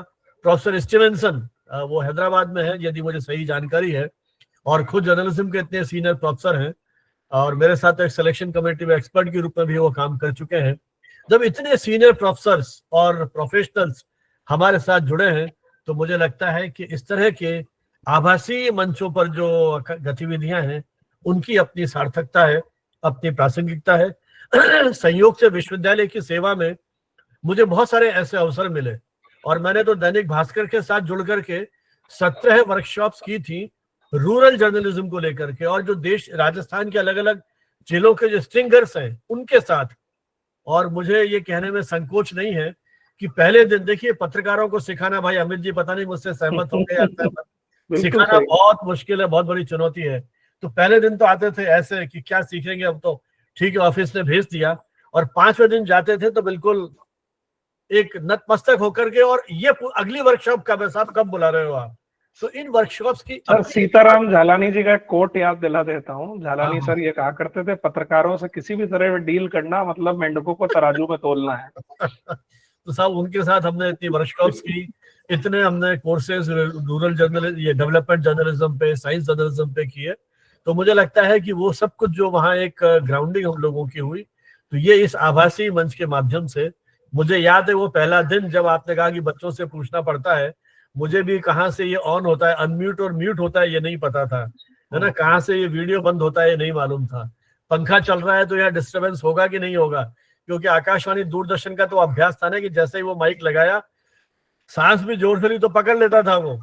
तो उस तरह की उस सारे कहना चाहिए कि उन अनुभूतियों से और स्ट्रगल से हम निकले हैं, और आज लगभग हर तरह के प्लेटफॉर्म पर काम करने में सक्षम हो गए हैं। यूट्यूब का अपलोड करना, ये सब मैंने काम करते करते सीखा। एडिटिंग का थोड़ा बहुत काम करते करते सीखा। और जिस तरह से हमने मिल बैठ करके जो आज का डिस्कशन हुआ, एक तरह से निचोड़, बहुत सारी संभावनाओं के द्वार खुले हैं और इस उम्मीद में कि ये यात्रा यूं ही जारी रहेगी। आप सभी का बहुत बहुत धन्यवाद। और अंत में एक बार भाई अमित जी जो कुछ कहना चाहे, फिर अगली बार फिर ऐसे ही किसी मंच पर मुलाकात होगी। जी मैं सर मैं अपनी बात बहुत जल्दी से 1 मिनट के अंदर ही सिर्फ एक शेयर के साथ करूंगा।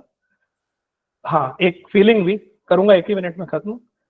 आपने उम्र पे तो पाबंदी लगा दी, उसका जिक्र नहीं करना, लेकिन आपके हमारे डिस्कशन, आस्था जी के डिस्कशन और आप सभी ऑर्गेनाइजिंग कमेटी से जो बातचीत और जो आप ब्रोशर भेज रहे थे, मैं पूरी तरह से आश्वस्त, ओवर कॉन्फिडेंट ये था कि हाँ, बहुत सारी जगह से ये प्रोफेसर लोग हैं, इनके स्टूडेंट्स जुड़ने वाले हैं। मुझे ठीक इस वर्कशॉप शुरू होने के 20 मिनट पहले मैंने अचानक से आस्था जी से कहा कि मुझे वो एक बार लिस्ट दे दीजिए कौन कौन लोग हैं। और देखते ही, क्योंकि इतने साल हो गए, पसीने तो नहीं छूटे लेकिन कोई कसर छूटी नहीं। मैंने कहा ये तो कहीं मतलब सिनेरियो में ही नहीं आया कि यार इस प्रोफाइल के लोग होंगे। तो स्टूडेंट्स के साथ डील करना बिल्कुल अलग, और आपका जब थॉट प्रोसेस हो, तो मैंने जस्ट वो 1 मिनट के लिए गहरी सांस ली। मैंने कहा ठीक है, चलो करते हैं। ये भी अलग एक्सपेरिमेंट है, जैसा आप कह रहे हैं पत्रकारों के साथ डील। मुझे भी ये लगा था, मैंने कहा कि हो सकता है बहुत लोग मुझसे बहुत कुछ ज्यादा जानते होंगे और ये सवाल भी उठेंगे कि ये क्या बेसिक चीजों की बात हो रही है, तो हमें सब पता है। तो मैंने कहा चलो लेट्स स्टार्ट। अब जब शुरू हो ही गया है तो अपनी बात खत्म करता हूँ कि महासमंदर है कंटेंट का, सोशल मीडिया का। डुबकी लगाइए, कश्ती तैराइए, जहाज तैराइए, क्योंकि मोहसिन नकवी हम सबके लिए कुछ कह गए हैं। और वो ये कह गए हैं कि जिसको तूफान से उलझने की आदत हो मोहसिन, जिसको तूफान से उलझने की आदत हो मोहसिन, उस कश्ती को समंदर भी दुआ देता है। बहुत सुंदर। चलिए साहब, इन्हीं शब्दों के साथ आप सभी का बहुत बहुत धन्यवाद। और हमारी पूरी टीम जिन्होंने पिछले इतने सप्ताह से काम करते हुए इसे सफल बनाया, वो सब एंकर के रूप में आपके साथ थे। वोट ऑफ थैंक्स उन्होंने दिया और किस रूप में सब नाम लेते रहे। इन्हीं शब्दों के साथ धन्यवाद। सर यहाँ पर मैं एक बार इनवाइट करना चाहूंगी वोट ऑफ थैंक्स के लिए। जी sir. Much has been said, much has been discussed. Sir मेरी आवाज आ रही है आप सब तक? जी। अमित सर, कुछ ऐसा रहा कि बीच में I couldn't join the workshop, किया नहीं किया, बट इसका मलाल मुझे रहेगा। और कंटेंट की जहाँ तक हमने बात की और एंगेजमेंट की बात की और हमने क्रिएटिव एंगेजमेंट की बात की, ये वर्कशॉप अपने आप में एक एग्जाम्पल है सर कि आज हमारे पास इतने सवाल हैं, हम आपसे पूछे जा रहे हैं सर। ये एग्जाम्पल है कि कैसे किसी कंटेंट के थ्रू हम किसी को एंगेज करते हैं। भारत सर तो सर कर ही सकते हैं एंगेज। आपने इस 5 दिन में हम सबको जो एंगेज रखा सर, ये इसका जीता जागता उदाहरण है सर। एक छोटा सा मेरा एक एग्जाम्पल है सर, एक छोटी सी कहानी है, बस मैं भी खत्म करूंगी। एक दिन आस्था ने मुझे बोला, हम कंटेंट की बात कर रहे हैं सर, आस्था ने मुझे बोला कि एक छोटी बच्ची है 12 साल की, उसका एक न्यूज छपवानी है रुचि मैम, उसने डांस में कोई उसको नेशनल स्कॉलरशिप मिली है। मैंने कहा आस्था ये तो न्यूज पेपर में हो सकता है मुश्किल है, पब्लिश नहीं होगी, इस बहुत समाचार जगत में बात की।